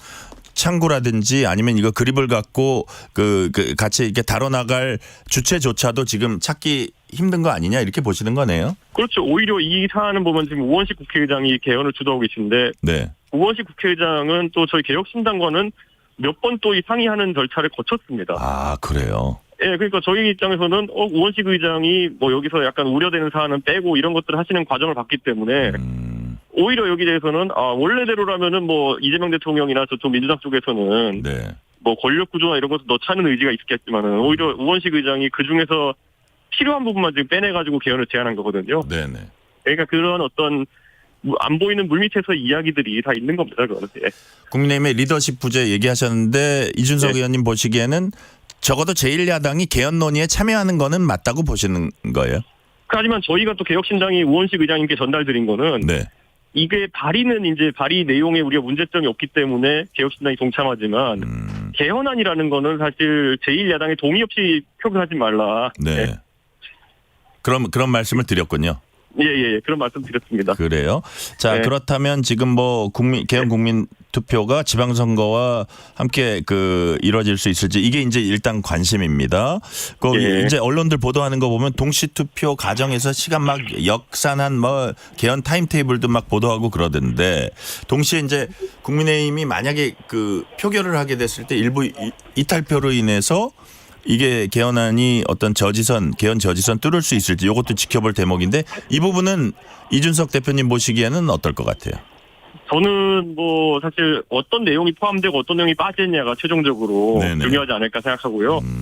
아까 말했던 것처럼 이게 사실 전문은 사실 정신적인 내용이긴 하지만은 전문은 사실 실질적인 내용은 아니거든요. 네. 그런데 이제 전문 갖고 많이 싸울 것 같아가지고 저는 일정이 참 쉽지 않아 보이긴 합니다. 아, 그래요? 이게 많은 논란과 공방이 있을 것 같다. 그거를 내용을 다듬는 과정에서 그렇게 이제 예상하시네요. 그겁니다. 뭐 5.18이 들어가면은 뭐 부마도 들어가고 그러면 2.28은 들어가느냐 뭐 이런 거 갖고 계속. 네. 그리고 뭐 어떤 쪽에서 이제 또 동학 농민운동 넣자 이런 거 얘기하거든요. 지금 보면은. 아, 그래요. 그런데 사실은 이 논리적으로 저 같은 사람이 보기에는 동학 농민운동 같은 경우에는 대한민국의 설립과는 크게 관계가 없다고 저는 보거든요. 뭐 그걸 역사학계에서 뭐 이어나가려는 노력하시는 분도 있는 건 알지만은. 네네. 그렇게 따지면 사실 뭐 조선시대 때 임진왜란까지 다 나올 거거든요. 보면은. 이순신 장군의 정신 이런 거요? 그러니까 저는 그런 것보다 대한민국과 직접적으로 연계된, 그러니까 우리 3.1운동부터 해서 네. 임시정부 수립이나 이런 대한민국의 건국과 관련된 일련의 행위들이 사실 대한민국 정신에 담겨야 되는 건데 네. 사실 동학농민운동 이거 왜 주장하시는지는 알겠지만은 저는 약간 동의하기 어려운데 이런 것들이 의견 차이가 있을 겁니다. 이제. 그래요. 그렇게 예상을 해주셨고요. 지금부터는 지방선거 얘기를 해보겠습니다. 개혁신당은 그동안 선거 때 보면 다른 당이 생각하지 못한 뭐 참신한 전략들 많이 구사해 왔습니다. 선거 운동 방식이라든지 뭐 당원 그렇게 뭐 가입하는 방식이라든지 아니면 비용 측면에서 특히 더 그렇습니다. 예컨대 99만 원 선거, AI 선거 사무장 뭐 이런 것들이 있어요. 자, 일단 99만 원 선거 이거 실제 가능한 겁니까? 뭐 저희가 우선 공천심사 비용은 저희가 완전히 무료로 바꿨고요. 그다음에 이제 99만 원이라는 거는 구의원, 기초의원으로 나가시는 분들이 예를 들어 현수막이나 아니면은 공보물이나 명함이나 아니면 뭐 이런 벽보 같은 홍보물 만드는 데 소요되는 비용을 얘기하는 거거든요. 네. 그렇기 때문에 저희는 뭐 이거 그 인쇄소랑 저희가 직접 계약을 해가지고 99만 원이면 다 될 수 있도록 해놨습니다. 아, 그래요? 이게 대단한 건데 사실 99만 원에 어쨌든 선거를 100만 원이 넘지 않는다는 얘기잖아요. 기본으로 하시면 그렇고요. 그런데 이게 사실 선거 때 가면요. 비용이 많이 들어서가 아니라 선거 때 우리가 보전 받는 비용이 있지 않습니까? 거대정당 같은 경우 15% 넘으면 전액 보전이기 때문에 그에 맞춰가지고 그 가격을 올려버립니다. 네. 그래서 이제 길거리에 가보면 유세차 같은 것들 돌아다니는데 뭐 저희 99만 원 패키지 유세차는 안 들어있습니다만은 유세차 그 14일 동안 쓰는데 2,500 이상 부르거든요. 업체들에서. 그런데 이게 만약에 아이돌 팬덤이나 이런 데서 유세차 같은 걸 뭐 LED 차량 돌리고 이러면은 그거의 10분의 1 값으로도 됩니다. 그러니까 이게 선거라는 게 오히려 선거 공영제를 통해 가지고 그런 보전해주고 환급해주는 과정 속에서 굉장히 거품이 많이 끼어 있습니다. 그래요. 그 거품을 완전히 제거하겠다 말씀이시네요. 그런데 그거 전부 다 우리 국민들이 내는 세금으로 보전해주는 거거든요. 네. 그렇기 때문에 개혁신당은 그 부분에 있어서 항상 책임감을 느끼고 돈 안 드는 선거를 해야 된다. 그게 우리 국민들의 세금을 허투루 낭비하지 않는 거다 이런 생각하고 있습니다. AI 선거 사무장 이거 어떻게 하는 거예요? 실제 저희 후보들은 이제 앱을 깔면은 아마 우리 후보들이 신인도 많고 이러다 보니까 선거한 데 있어가지고 동선이나 이런 것들을 자동으로 이제 짜주는 그런 어플리케이션이거든요. 그리고 선거법에 대한 여러 가지 문의나 이런 것들도 자동으로 응답해주고 이렇게 하는 거기 때문에 아마 선거를 처음 치르는 사람들이 원래 정치에 도전하면 가장 많이 상처받는 게 뭐 동네 사정을 잘 안다, 무슨 뭐 선거 뛰려면 사무장이 옆에 있었는데도 그 사람 구하는 것도 힘들고 그 구한 분이랑 마음이 안 맞아가지고 굉장히 선거 때 고생하는 경우도 있고. 그렇죠. 근데 저희는 그런 부분을 저희 노하우를 바탕으로 해서 어느 정도 AI로 대체할 수 있는 부분 대체하려고 있습니다. 그래요. 옛날에 나쁜 관행 중에 하나가 사람 모아주겠다 그러면서 뭐 금품을 요구하기도 하고 뭐 그런 것들 굉장히 안 좋은 관행이 많습니다. 선거판에. 그러니까요. 그런 거를 또 이렇게 이런 방식으로 우리는 해결하겠다 그런 말씀이시고요. 자, 개혁신당 서울시장 후보로 김정철 최고위원이 어제 출마 선언을 했습니다. 자, 저는 이제 변호사로 알고 있는데 김정철 서울시장 후보 어떤 분인지 어떤 컨셉트로 유권자에게 다가갈 건지 이준석 대표님께서 대신 좀 소개를 해 주세요. 아무래도 인지도가 아직까지는 높지 못하기 때문에 김정철 후보에 대해서 어떤 이력을 가졌는지 궁금해지신 분이 많은데요. 그 예전에 우리 서민들의 굉장히 많은 눈물을 야기했던 그 라임 사건이 있습니다. 그 라임 사건에서 소송에서 피해자들을 대리해가지고 승리를 이끌어낸 대형 로펌과 맞서가지고 승리를 이끌어낸 그런 분이고요. 라임 사건 대리인이군요. 그런데 그때 정말 어려운 상대는 이제 뭐 대형 로펌을 써가면서까지 대응했는데 거기에 분연히 맞서가지고 승소를 이끌어냈고요. 그것 때문에 유명해졌고요. 그리고 그런 일을 하다 보니까 정치를 통해 가지고 더 많은 선한 영향력을 끼치고 싶다라는 이야기를 하면서 정치 참여를 이제 했는데요. 아마 굉장히 논리적이고 무엇보다도 서울에 대한 그런 어떤 비전이 명확합니다. 그렇기 때문에 아마 TV 토론이나 아니면 앞으로의 그 선거 과정에서 알면 알수록 왠지 좀 찍고 싶어지는 후보. 지금 뭐 거대 양당에서는 뭐 4선 시장을 지낸 분과 그리고 한쪽에서는 구청장, 삼성구청장 이런 얘기를 하는데요. 사실 경험이라는 것 속에 약간 매너리즘이 깃들고 이럴 수도 있는 겁니다. 그렇기 때문에 이 신선함으로 승부하는 신인 후보다 이렇게 말씀드리겠습니다. 그래요. 자, 이제 서울시장 후보로는 김정철 최고위원이고 김정철 변호사고요.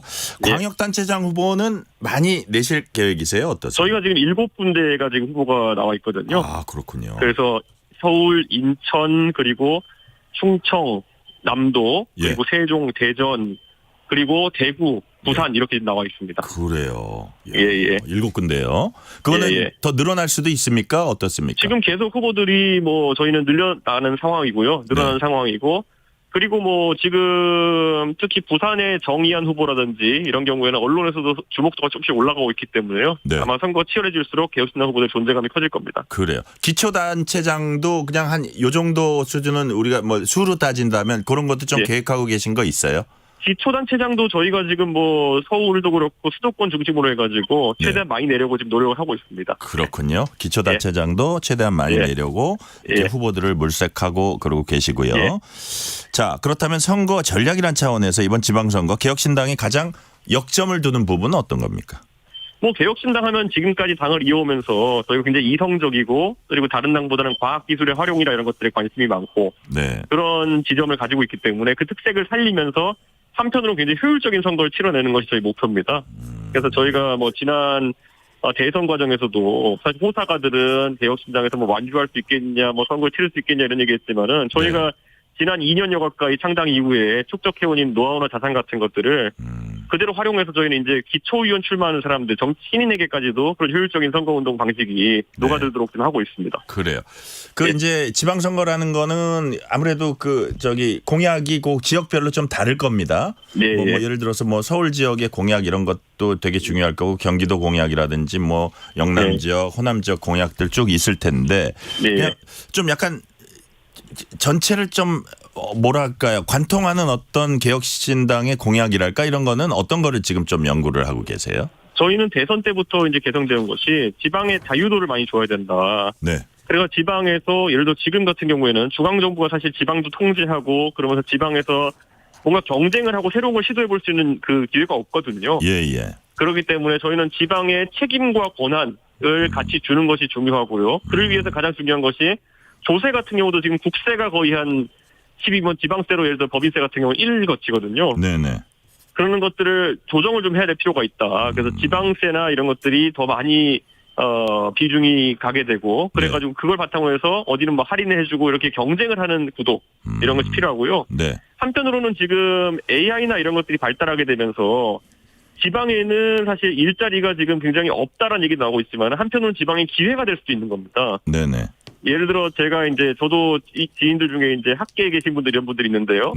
예전에는 지방에 있는 대학교의 교수로 가라 그러면은 내가 그 교수로서의 삶 플러스 내가 뭔가 그 조교라든지 아니면 같이 연구하는 학생들 확보하는 거 이런 게 어려워가지고 주저하는 분도 있었는데 요즘은 그런 얘기 하더라고요. AI가 이걸 뭐 리서치나 이걸 도와주는 과정 속에서는 사실 교수를 어디서 해도 상관이 없다. 그렇다면 이런 조류에 맞춰가지고 제도나 이런 것 정비할 필요가 있는 거거든요. 그래서 그런 지방에 기회가 될 만한 것들이 많이 찾아가지고 저희가 제도적으로 뒷받침하는 것이 저희 당의 목표입니다. 같은 보수 진영에 있으니까 국민의힘 쪽 얘기도 조금 좀 자세히 다뤄볼게요. 자, 국민의힘 오세훈 서울시장이 3번째 모집에서 공천 신청했습니다. 일단 2번째 모집에 응하지 않을 때 이준석 대표님에게 전화해서 어떻게 하면 좋을까 이렇게 의논했다는 얘기를 제가 들었거든요. 실제로 연락이 왔습니까? 의논까지는 아니고요. 제가 뭐 시장님이 어떤 생각을 하고 계신지 저한테 좀 얘기해 주셨는데 그런데 뭐 사실 오세훈 시장 입장에서는 항상 보수의 개혁이나 아니면 보수의 변화를 주장해 오셨던 분이고 그런데 지금 당장 이 지방선거를 앞두고 또 막중한 책임감을 느끼고 있는데 이러지도 저러지 못하는 약간 그런 상황 속에서 고민이 많으셨던 것 같습니다. 그래서 어쨌든 2번째까지는 이제 뭐 모집에 응하지 않고 3번째는 그렇다고 해서 그냥 모집에 안 응하고 그냥 뒤로 앉아 있는 게 이게 맞는 거냐 여러 고민이 있었던 것 같아요. 그래서 굉장히 고민이 많으셨죠. 그리고 뭐 어차피 이번 선거에서 지방선거라는 거는 한 팀이 더 치르는 걸 텐데 그 당에서도 그러니까 본인을 바라보고 있는 서울시의원이나 아니면 구청장이나 이런 분들의 그런 시선도 느꼈을 테고요. 그러니까요.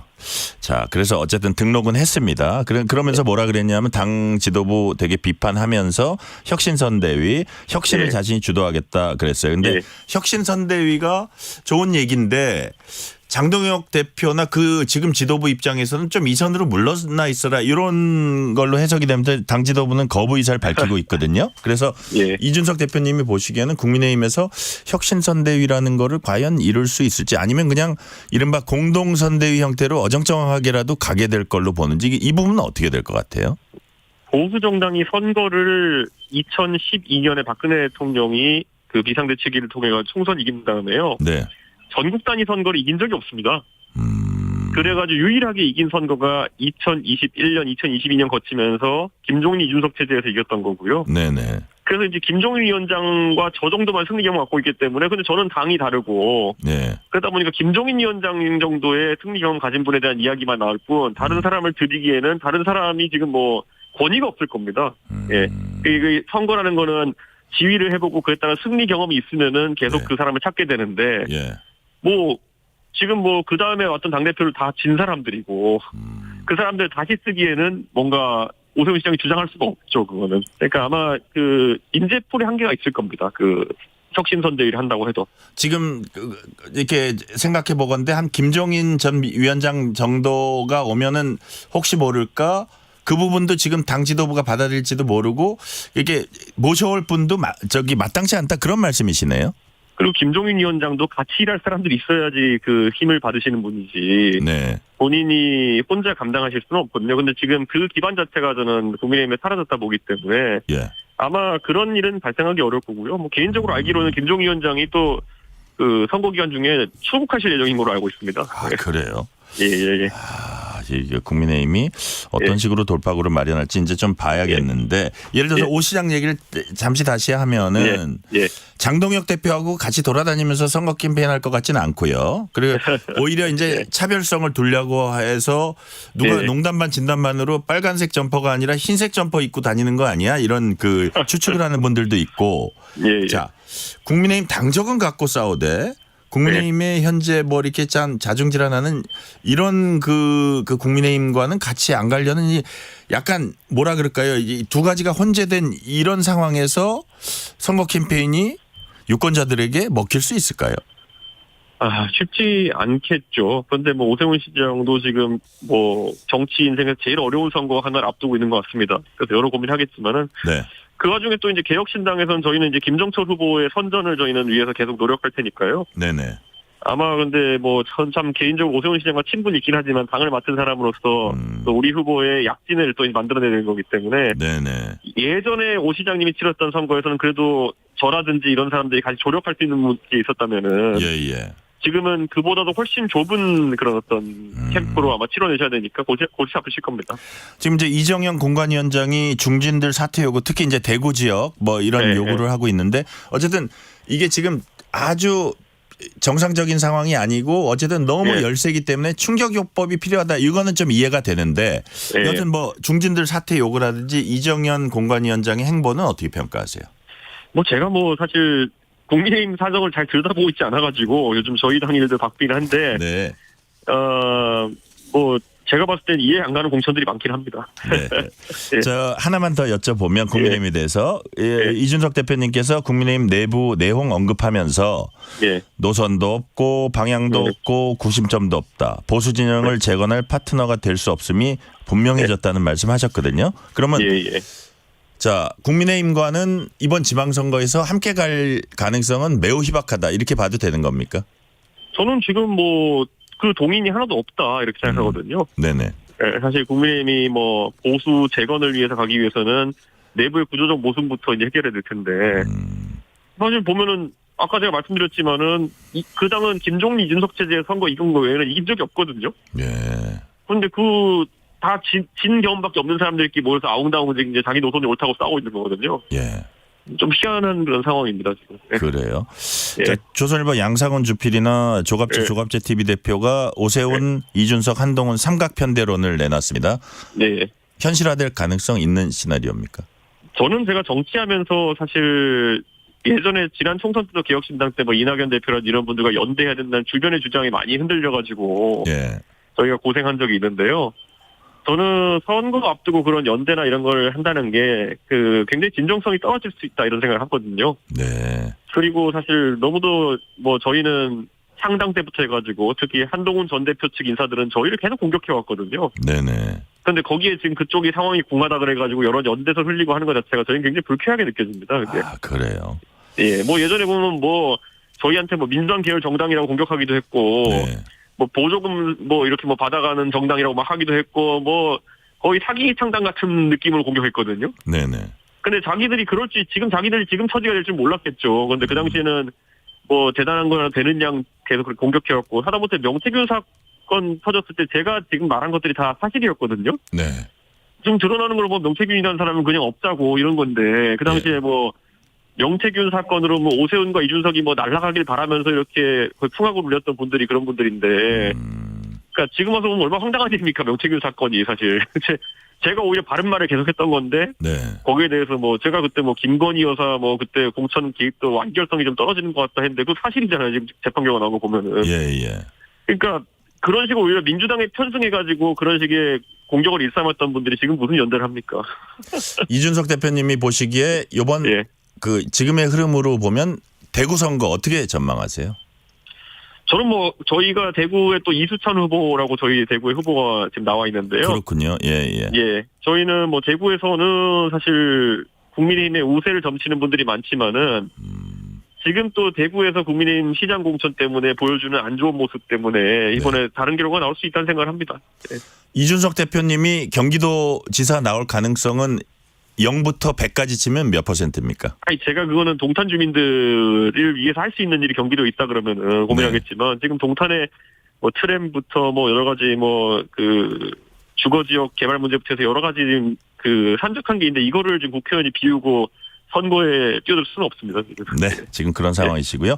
예. 만약에 이번 지방선거에서 민주당이 압승하고 국민의힘이 말 그대로 괴멸적 참패를 당하면 대한민국의 보수 지형이랄까요? 이런 거는 어떤 변화가 있는 겁니까?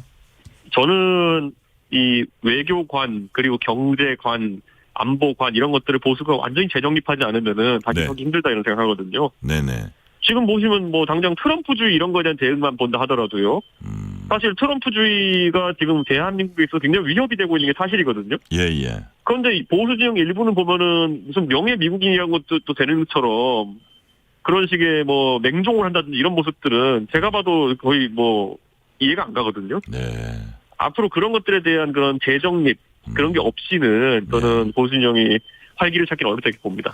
트럼프가 기존의 동맹관과는 많이 다르죠. 그런 부분을 우리가 좀 직신해야 될 것 같아요. 거기에 대해서 하다못해 유럽도 관점이 뭐 미국에 대해 달라지고 캐나다도 지금 그렇고 할 말은 해야 된다는 분위기가 이제 가고 있는데 물론 그렇다고 뭐 대놓고 싸우자는 건 아니지만은 우리도 충분히 거기에 대해서 할 말은 하면서 가는 외교를 해야 되는데 지금 보면은 거의 뭐 진짜 보수 진영 일각에서는 진짜 명예 미국인 같이 활동하고 있어요. 그런 부분의 스탠스는 잘 잡아야 된다는 말씀이시고요. 일전에 전한길 씨와 부정선거 토론 많은 관심을 받았습니다. 자, 그때 전한길 씨 직접은 처음 만나셨나요?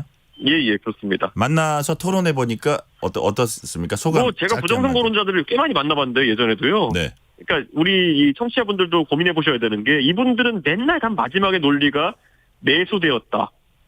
아니면 카르텔이다 이거거든요.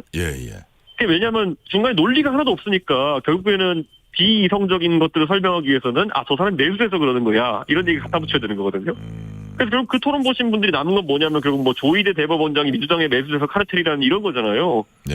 그런데 우리가 알고 있는 상식과는 너무 다르잖아요. 그러니까 부정선거 주장하시는 분들 뭐 여러 가지 의심을 하시는 건 알겠지만은 예를 들어서 선관위 전체 직원이 한 3,000명 정도 됩니다. 그러면 투표소가 진짜 한 15,000개 정도 되는데 사실 그 우리가 투표 현장 관리하는 사람들이 선관위 직원도 아니고 뭐 그 주민센터 공무원이나 뭐 이런 분들이거든요. 그런데 그런 분들이 예를 들어서 평소에 선거 업무를 하는 것도 아니고 2년에 하루 정도 이제 와가지고 선거 관리 업무 하시다가 조금 뭐 예를 들어 도장 잘못 찍혔다 아니면 뭐 이렇게 뭐 관리해서 숫자 잘못 적어놨다 이런 걸 다 이제 해가지고 이걸 부정이라고 하고 있는 거예요. 그러니까 저는 이런 식으로 가지고는 저는 계속 이제 음모론만 계속 재생산된다. 저는 이거는 보수 진영에서 이거랑 결별 못하고는 앞으로 뭐 이길 일이 없을 거다 이렇게 좀 봅니다. 전한길 씨가 또 2차 토론하자 그러던데 2차 토론 지금 뭐 어떻게 하실 생각이세요? 저는 해도 괜찮은데요. 그분들이 지난번에 한 거 전부 다 거짓말들이었고 지금 계속 할 거는 또 매수당했다 또 무슨 뭐 카르텔이다 이 얘기만 할 거거든요. 그러니까 저는 뭐 새로운 게 좀 준비되어 있으면 할 수 있는데 한번 뭐 얘기는 들어보겠습니다. 뭘 또 그 사이에 뭘 새로운 게 있는지. 지난번에 토론 보시면 알겠지만 8시간 내내 매수됐다 얘기만 하거든요. 네. 여하튼 뭐 토론 뭐 마다하지 않는다는 말씀이시고요. 예. 자, 국회가 민주당 주도로 공소청법, 중수처법 차례로 통과시키는 수순 밟고 있습니다. 앞서 이른바 사법개혁 3법도 국회 통과했습니다. 사실 이게 굉장한 일이다 이런 그 뭐 법조계 일각에서도 그런 그 얘기들을 많이 하는데 제1야당의 견제 기능이 너무 미약해서 이게 그냥 다 통과되고 있습니다. 이 상황 어떻게 지금 그 평가하시는지, 그다음에 이게 나중에 어떤 특정 시점에 큰 역풍으로 불 수도 있다고 보시는지 그건 어떻게 보세요? 저는 뭐 범죄 대응 역량이 갈수록 사라지고 있다라는 생각을 하고요. 국가적으로 수사 역량이라는 것이 지금 이렇게 뭐 특사경 문제도 그렇지만은 전반적으로 무너지는 상황인데, 민주당이 지금까지 일방적으로 바꾼 제도들 중에 제대로 정착된 게 하나라도 있습니까? 예를 들어 공수처 같은 경우에도 민주당이 일방적으로 몰아붙여도만은 결국 내란 수사한다고 할 때 한계성이 드러났잖아요. 그거 외에도 뭐 여러 가지, 그러니까 뭐 선거법도 뭐 자기들이 준연동형 비례제 한다고 해놓고 자기들도 못 지키고 맨날 위선정당 만들고. 그러니까 일방으로 자기들이 만든 제도가 얼마나 항상 국민들한테 그 뭐랄까요, 세금 낭비 플러스 뭐 결국에는 제도적 미성숙 이런 것 때문에 불편을 끼치는지를 민당이 알아야 될 텐데 저 집단의 특성이 폭주하는 거가 있는 것 같습니다. 좀 이런 식으로 쥐꼬리 많은 권력이라 가지면은 그걸 꼭 이런 식으로 힘자랑을 해야지 되는 그런 본성 같은 게 있는 것 같은데요. 저는 굉장히 안타깝습니다. 이거는. 트럼프 대통령이 호르무즈 해협에 군함 파견해달라고 동맹국들에게 요청했습니다. 유럽 국가들 뭐 대부분 부정적 입장 보였고 일본도 상당히 신중하고 사실상의 거부에 가까운 그런 입장 보이고 있는데 그나마 일본이 저래서 조금 우리나라가 숨통이 트였다는 얘기도 있는데 이런 부분은 뭐 핵 추진 잠수함도 있고 뭐 관세도 있고 무역 보복도 있고 해서 좀 찝찝하다는 부분도 있습니다만 이런 부분은 어떻게 대응해야 된다고 보세요? 저는 예를 들어 트럼프 대통령이 지금 이 전쟁에 관련해가지고 예전에 걸프 전쟁이나 이라크 전쟁 이런 것들은 보면은 결국 동맹국과의 활발한 소통을 통해가지고 전쟁 준비를 했거든요. 근데 이번에는 전격적으로 이런 걸 하기 위해 가지고 결국 아무 정보도 공유 안 된 상태에서 뭐 참수작전처럼 시작했다가 이제 확정이 돼가지고 이렇게 된 거잖아요. 그럼 저는 미국이 그렇게 고압적으로만 나올 일은 아니라고 저는 생각합니다. 그거는. 그리고 저는 충분히 우리가 그 미국과 그 미국의 동맹국들 또는 주변 국가들과 우리도 소통을 강화해야 되는 거거든요. 사실 지금 뭐 주한미군의 전략자산들이나 아니면 사드 이런 것들을 우리와 협의 없이 뭐 예를 들어 빼간다든지 이런 것들도 우리 입장에서는 충분히 지렛대 삼아가지고 얘기할 수 있는 거거든요. 저는 이거는 절대 뭐 아까 말했듯이 명예 미국인인 것처럼 우리가 정치권에 대응하는 사람이 있어서는 안 된다. 그런 생각입니다. 자, 마지막 질문 드릴게요. 지금 중동 여파로 유가와 환율 이로 인해 파생된 민생 경제 어려움이 굉장히 큽니다. 어디에 역점을 두고 대응해 나가야 할까요? 저는 이제 정부에서는 가격 통제를 중심으로 하려고 하는 것 같은데요. 물론 이 와중에 뭐 통리를 취하려고 만약 부정한 행위를 하는 사람이 있다면은 그건 잡아야겠지만 가격 통제로만은 풀기 어려울 것이다. 유가나 이런 것들요. 그래가지고 저는 결국에는 어려운 지점을 국민들에게 제대로 공유하고 대신 계속 정확한 정보들을 드려야겠죠, 국민들한테. 이 예를 들어 유가 관련된 이 불편함이나 이런 것들이 어느 정도 지속될 거로 예상된다. 그럼 뭐 사실 그 안에서 뭐 대중교통의 활용을 늘린다든지 이런 것들에 지원을 더 한다든지 여러 가지 방법이 있을 텐데요. 지금은 가격 통제에만 너무 민감하게 반응하는 것 같습니다. 네, 오늘 말씀 여기까지 듣겠습니다. 지금까지 이준석 개혁신당 대표였습니다. 말씀 감사합니다. 감사합니다. 편지 왔습니다. 퇴근길 지친 당신에게 힘이 되는 뉴스를 전해드립니다. 매일 저녁 당신과 함께 읽는 세상 이야기. KBS 1라디오 뉴스레터 K.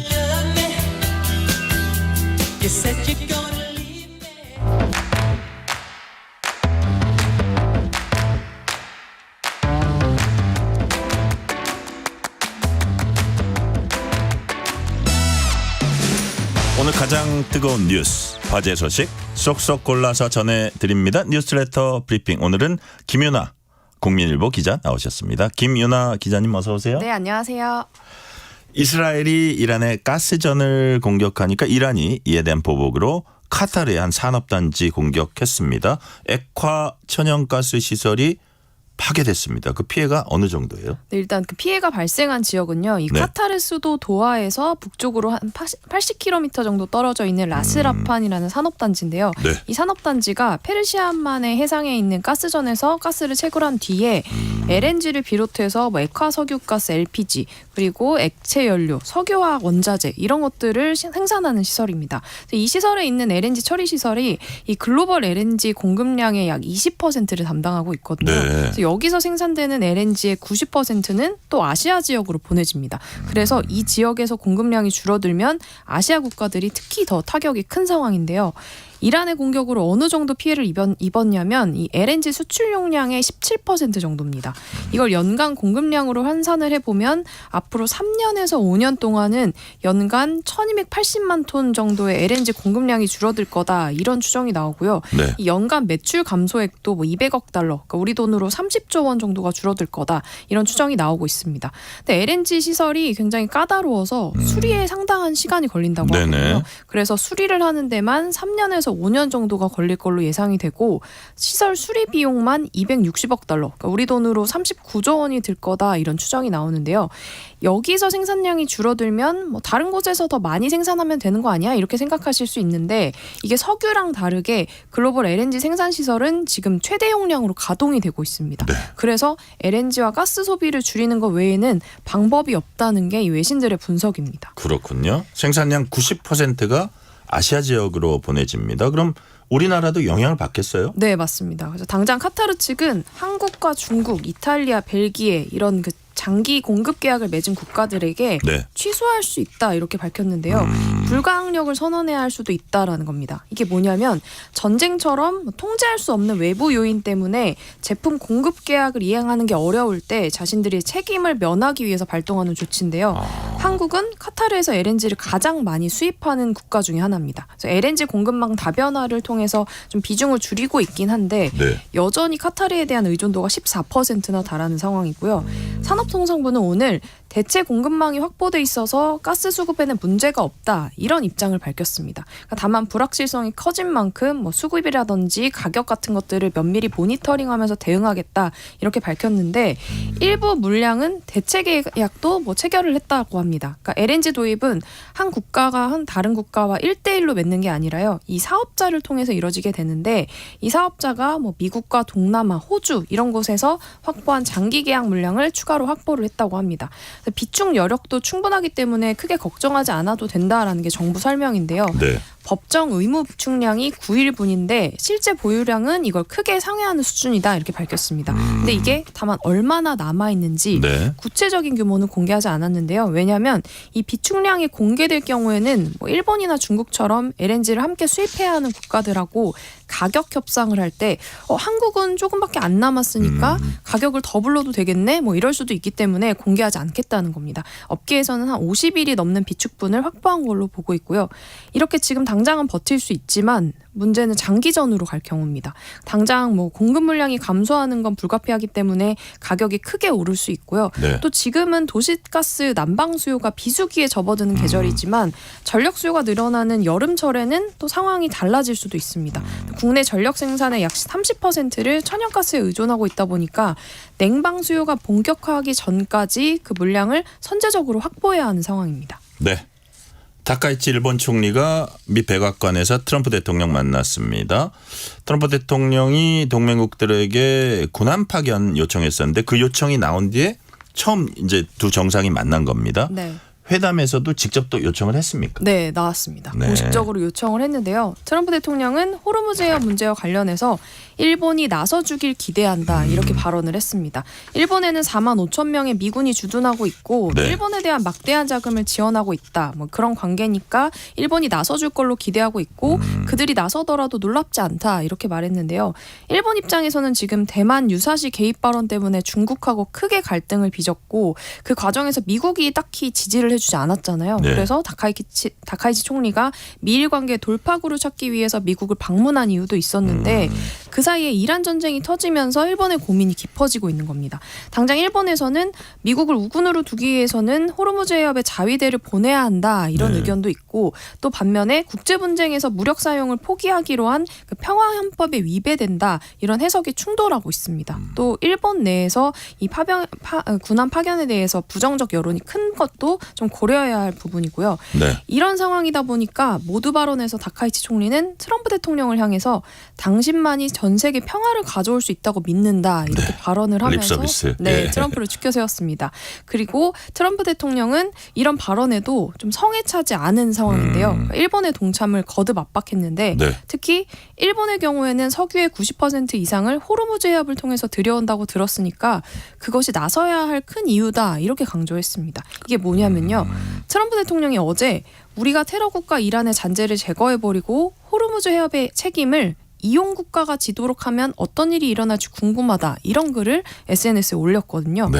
그러니까 호르무즈 해협을 통과하는 원유 중에 상당 부분을 뭐 한국을 비롯한 아시아, 뭐 유럽 국가들이 수입을 하는데 정작 미국은 중동산 원유 수입 비중이 낮습니다. 그렇다 보니까 트럼프 대통령은 우리는 호르무즈 해협 의존도가 낮으니까 해협 안보에서 손 뗄 테니까 의존도가 높은 너희들끼리 알아서 해봐.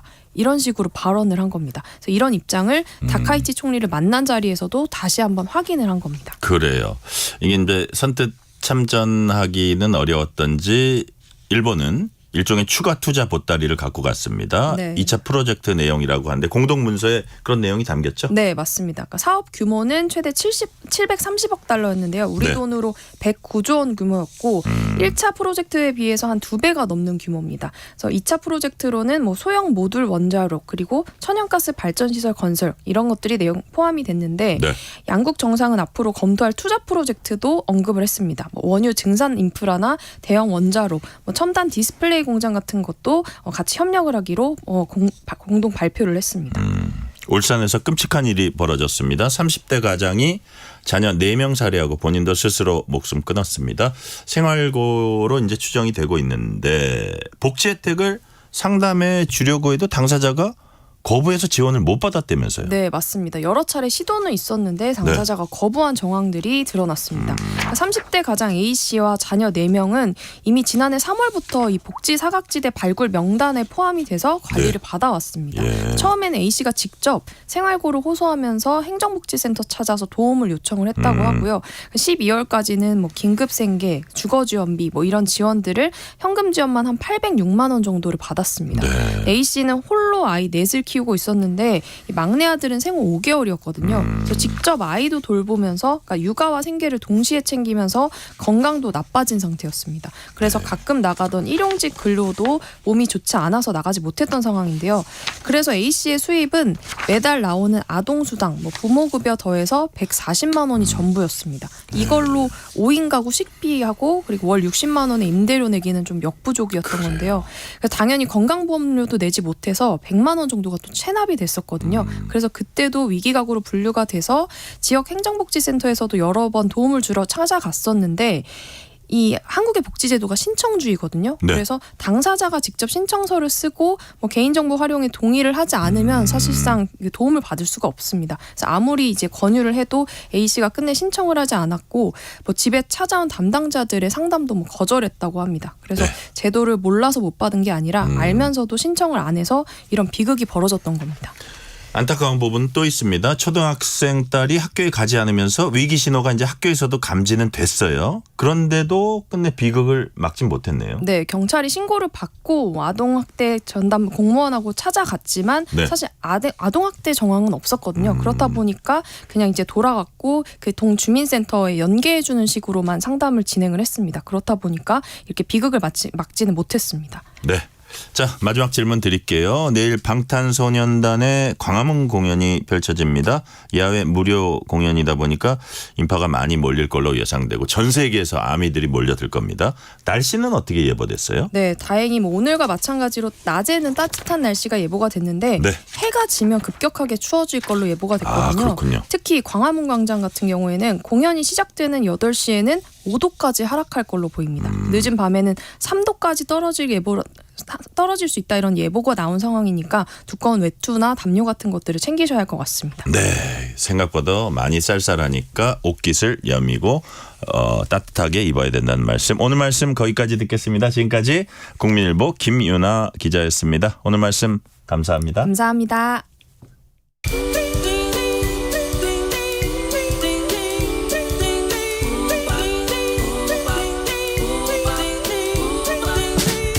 오늘 하루 뉴스를 정리해주는 다정한 편지 한 통.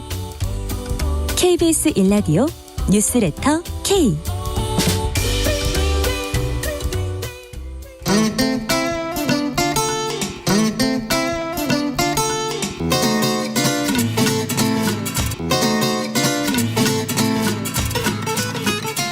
매주 다양한 문화계 전문가와 흥미롭고 유익한 얘기 나눠보는 시간입니다. 주말엔 문화.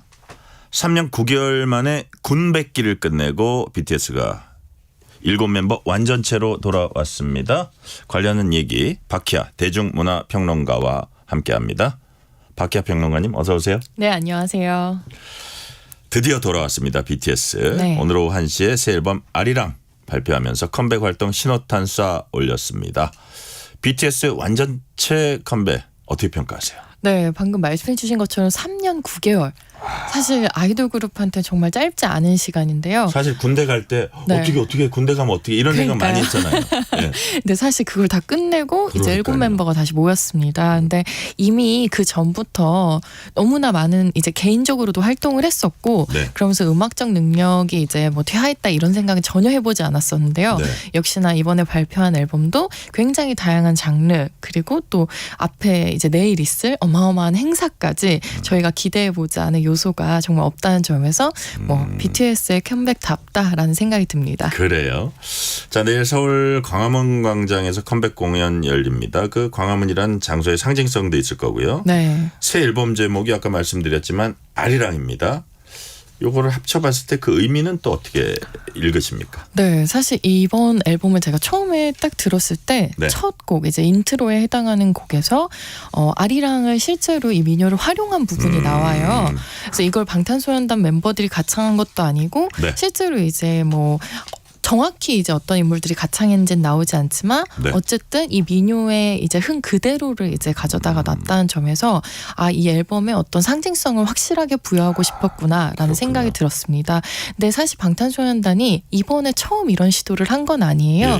2018년에 이미 앨범을 발표할 때 아이돌이란 곡을 하면서 뮤직비디오 같은 걸 보면은 이미 우리나라 이제 고궁에 있는 정자 같은 곳들이 흉내는 세트를 썼고요. 그때 또 가사에 지화자 좋다 같은 말들을 쓰면서 또 나름대로 한국 문화를 자신들이 이제 활용하는 방식을 또 고민했던 팀이라서 네. 이번 시도가 저는 또 더 흥미롭게 느껴졌던 것 같아요. 그래요. 지난 월요일 아카데미 시상식에서 캐대헌이 이제 수상했습니다. 한국적 감성의 힘이 세계인의 머리에 각인되지 않았나 이런 생각도 하는데 캐대헌 BTS로 이어지는 상승 효과 같은 것도 있을까요? 네, 물론 있을 거라는 생각이 들고요. 워낙에 이제 시점 자체가 너무나 잘 맞아떨어진 만큼 또 많은 사람들의 관심이 있는 상황인데 특히 이제 캐대헌이 수상을 하면서 와, 드디어 아카데미 시상식에서 K-팝이 상을 받는구나 라는 이야기들이 정말 많았잖아요. 그래서 이번에 방탄소년단이 또 이 시점에 그 캐대헌 같은 경우에는 네. 사실 우리나라 작곡진들이 만들기는 했지만 이제 그 컨텐츠 자체가 한국의 건 아니었는데 BTS가 만든 음악은 정말 우리 거죠. 네. 그렇다 보니까 이 타이밍이 절묘하게 맞물려서 이제 BTS의 이번 행사가 훨씬 더 이제 좋은 성과를 기대하게 만드는 또 요인이 될 것 같습니다. 그래요. 새 앨범에 조금 더 자세히 들어가 볼게요. 세계적인 뮤지션들이 작사, 작곡 세션에 이제 참여를 했습니까? 네, 맞습니다. 뭐 DJ 디플로 같은 굉장히 유명한 팝스타들이 또 참여를 많이 했고요. 근데 이 와중에서도 사실 이 세계적인 뮤지션들이 참여한 것도 중요하지만 방탄소년단 멤버들도 또 여전히 이제 자신들의 음악적 능력을 뽐내면서 참여를 했습니다. 그래서 이렇게 잘 어우러지는 지점이 이번 방탄소년단 앨범의 또 중요한 매력이지 않을까 싶어요. 그래미를 노렸다? 뭐 이런 생각도 하고 있을까요? 네, 사실 앨범을 들어보면요. 네. 장르적으로 이전보다 훨씬 더 이제 세련된 팝 장르를 좀 그래요? 추구를 하고 있어요. 그래서 그런 부분을 듣다 보면은 그래미가 또 가능하지 않을까라는 생각을 하게 됩니다. 우리가 이제 좀 이따가 들을 건데 마지막 그 프로그램 끝내면서 타이틀곡 스윙. 네. 이건 어떤 곡이에요? 굉장히 덤덤하게 삶에 대한 이야기를 하고 있는 곡인데요. 멤버들이 이제 이렇게 얘기를 했어요. 그냥 삶 같은 노래다. 그저 하루하루 첨벙첨벙 한 호흡씩 내쉬고 들이쉬며 헤엄쳐가는 모두의 노래이기를 바란다. 이런 이야기를 또 했습니다. 하루하루 첨벙첨벙. 네. 그래요. 그래서 굉장히 막 거대한 메시지가 있다기보다는 따뜻한 위로가 오히려 더 다가오는 그런 곡이라고 할 수 있죠. 따뜻한 위로가 다가오는 곡이었다. 자, BTS라는 그룹의 상징성이 너무 커서 대중음악계 넘어서 우리나라와 전 세계 축제가 됐습니다. 진짜 전 세계에서 아미들이 옵니다. 네. BTS의 서사 여기도 의미가 있을 것 같아요. 이런 점은 어떻게 보세요? 네, 아무래도 이 광화문이라는 장소의 상징성에 대해서 아까 저희가 잠깐 이야기했지만 네. 전통과 현대가 완벽하게 공존하는 곳이잖아요. 그래서 이런 공간에서 사실 국가적으로 브랜드로 성장한 BTS라는 그룹을 적극적인 지지하에 이런 무대를 만들어줬다는 것 자체가 방탄소년단이라는 팀에게 있어서도 굉장한 서사의 또 두 번째 출발이라고 할 수 있을 만큼 큰 중요한 지점이라고 보는데요. 네. 이번 앨범 같은 경우에도 물론이고 또 아리랑이라는 제목을 썼기 때문에 더 광화문이란 공간과도 또 맞아떨어지는 게 있는 만큼 이제 방탄소년단이 또 자신들의 2.0 같은 이제 시대를 맞아서 어떤 행보를 보여줄지 또 한 발 더 기대하게 만드는 앨범인 것 같아요. 그래요. 자, 광화문 광장 중에서도 왕의 길, 네. 경복궁 근정문부터 광화문까지 BTS가 걸어 나온다고 하거든요. 네. 이거는 또 어떤 의미가 있을까요? 그렇죠. 사실 이런 왕이라는 칭호를 부여한 것 자체가 저는 굉장히 놀라운 부분이라는 생각이 드는데 예, 예. 방금 말씀드린 것처럼 국가적으로 어떤 BTS를 브랜드화하면서 이 브랜드를 저는 일종의 과시라고 또 생각을 합니다. 그래요? 네, 그래서 국가적으로 우리에게 이런 대단한 컨텐츠가 있다. 그리고 이런 컨텐츠가 사실상 이제는 어떤 소프트 파워, 그러니까 연성 권력으로서 굉장히 큰 가치를 지니기 때문에 이 K 컨텐츠가 이렇게 부상한 상황에서 한국에 이런 그룹이 있다는 거 이렇게 대대적으로 알리는 그런 과시 같은 거는 근데 저는 거기에 대해서 이제 부정적으로 생각하는 건 아니고요. 네. 좀 긍정적으로 이제 이런 브랜드 가치도 알릴 필요가 있다라고 그럼요. 생각을 합니다. 그래요. 자, 뭐 일각에서는 미국 그 언론에서는 테일러 스위프트의 그 파급 효과보다 더 클 네. 거다 이런 얘기도 나오더라고요. 근데 멤버 RM이 리허설 중에 발목 부상을 입었다고요. 어느 정도 네, 부상이에요? 맞습니다. 지난 19일에 이제 발표가 나왔는데요. 네. 인대 손상 및 염증이라는 진단을 받았다고 해요. 근데 다리 깁스를 해서 최소 2주간의 움직임을 좀 최소화해야 한다라는 이제 진단을 받았다고 하는데 네. 그래서 실제로 이제 소속사인 빅히트 엔터테인먼트에 따르면 움직임을 최소화하기로 했다고 합니다. 그래서 네. 안무 같은 부분은 좀 일부 퍼포먼스에 있어서는 좀 더 자제하는 쪽으로 진행하기로 했다고 합니다. 그래요. 그러면 공연에 어떻게 뭐 크게 큰 영향은 아니지만 어쨌든 네. 그 어떤 뭐 공연을 하는 데 있어서 동작이나 이런 것들에 조금 영향을 끼치는 거네요. 네, 가끔 아이돌 그룹에 이런 부상이 발생을 하면 네. 멤버들이 이렇게 정말 움직임을 최소화해서 아니면 의자로 활용해서라도 무대에 서서 이제 팬들에게 보여주고 싶어하는 예. 또 그런 의지를 보여주는 멤버들이 있거든요. 그래서 아마 RM 같은 경우에도 그런 의지를 보이는 거 아닌가 싶습니다. 공연은 하되 그래도 움직임은 큰 무리 없이 할 수 있도록 네. 그렇게 좀 조정하고 있다 그런 얘기고요. 자, 지금 그 어떤 공적인 안전 메시지 제가 하나 말씀드리고 그다음 질문으로 넘어갈게요. 행정안전부와 경찰청에서 방탄소년단 컴백 공연 인파 사고 예방 메시지 요청이 지금 들어오고 있습니다. 내일 광화문 광장 서울시청 일대 많은 인파가 몰릴 것으로 예상되기 때문에 현장에서는 계단과 난간, 환풍구 등 계단과 난간, 환풍구 등 위험한 곳을 피하시고 안전 요원과 경찰 안내에 적극 협조해 주시기 바란다는 얘기를 행정안전부와 경찰청에서 지금 보내왔습니다. 정말 그야말로 안전사고 안 나는 것 굉장히 중요하잖아요. 네, 그죠? 굉장히 중요합니다. 그죠? 그리고 워낙에 이제 시민들이 지금 불편을 많이 호소하고 있긴 한데요. 그 지점에 있어서는 이제 시민들 입장에서 너무 불편하겠지만 또 그 통제하려는 이제 국가의 의도 자체가 나쁜 의도가 아닌 만큼 사고 나면 안 되니까요. 그러니까요. 조금만 이제 양해를 해주시면 어떨까라는 생각이 들어요. 이게 엄청난 규모의 그 공연이기 때문에 정말 사고 없이 끝나면 네. 어떻게 보면 막 우리가 기도를 해야 되는 입장일 수도 있는데 그게 이제 무료 공연이라고 하는데 뭐 어떻게 가서 자리를 그냥 잡는 개념입니까? 어디를 들어가는 개념입니까? 네, 일단은 거기 설치된 거대한 무대가 있습니다. 예, 예. 그래서 거기 가서 자리를 잡을 수 있는데 네. 이제 일부 좌석 같은 경우에는 이미 이제 추첨을 통해서 배분이 되어 있는 상태예요. 네. 근데 문제는 이 무료로 이제 그 추첨이 당첨이 돼가지고 이제 배분된 자리를 이제 앞자리인 경우에는 이제 안표가 또 발생을 해서 그 부분에서 또 문제가 좀 생기고 있다고 하네요. 안표도 발생하고 그렇지만 어쨌든 앉고 그럴 때 아까 말한 계단이나 난간, 환풍구 네, 이런데 갑자기 사람들이 몰리면 이렇게 그 많은 인원이 쓰러질 수가 있거든요. 그쵸. 그런 부분 아마 경찰이나 시에서 뭐 최대한 노력은 하겠지만 협조도 많이 해주셔서 아주 안전하게 끝났으면 좋겠다는 생각도 들고요.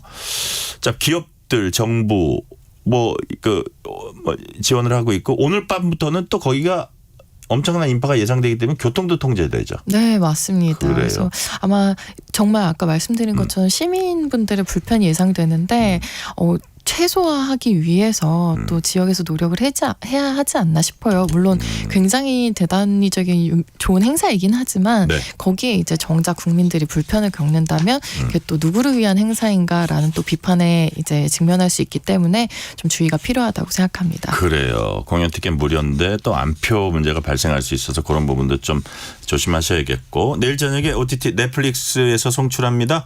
넷플릭스가 이렇게 공연 생중계하는 게 최초예요? 네, 최초입니다. 그래요? 네, 전 세계 190개 국에 또 송출이 되고요. 네. 이용자가 3억 명 정도라서 거기에 동시 송출이라 네. 저는 또 얼마나 많은 시청자들이 또 이 공연을 시청할지에 대해서도 좀 궁금증이 있습니다. 그래요.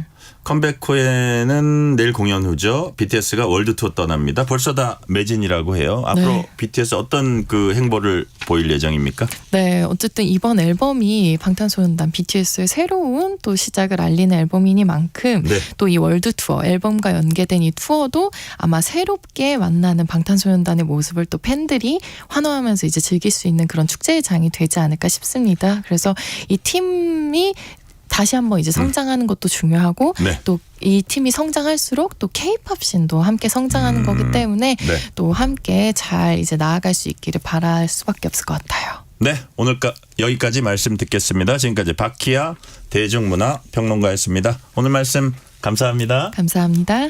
오늘 뉴스레터 K는 여기까지입니다. 커피 쿠폰 당첨자 명단은 뉴스레터 K 홈페이지 확인해 주시고요. 끝곡으로는 컴백한 BTS의 신곡 타이틀곡입니다. 스윙 들으면서 이 시간 마무리하겠습니다. 오늘도 함께해 주신 청취자 여러분 진심으로 감사드립니다. 지금까지 뉴스레터 K 전종철입니다.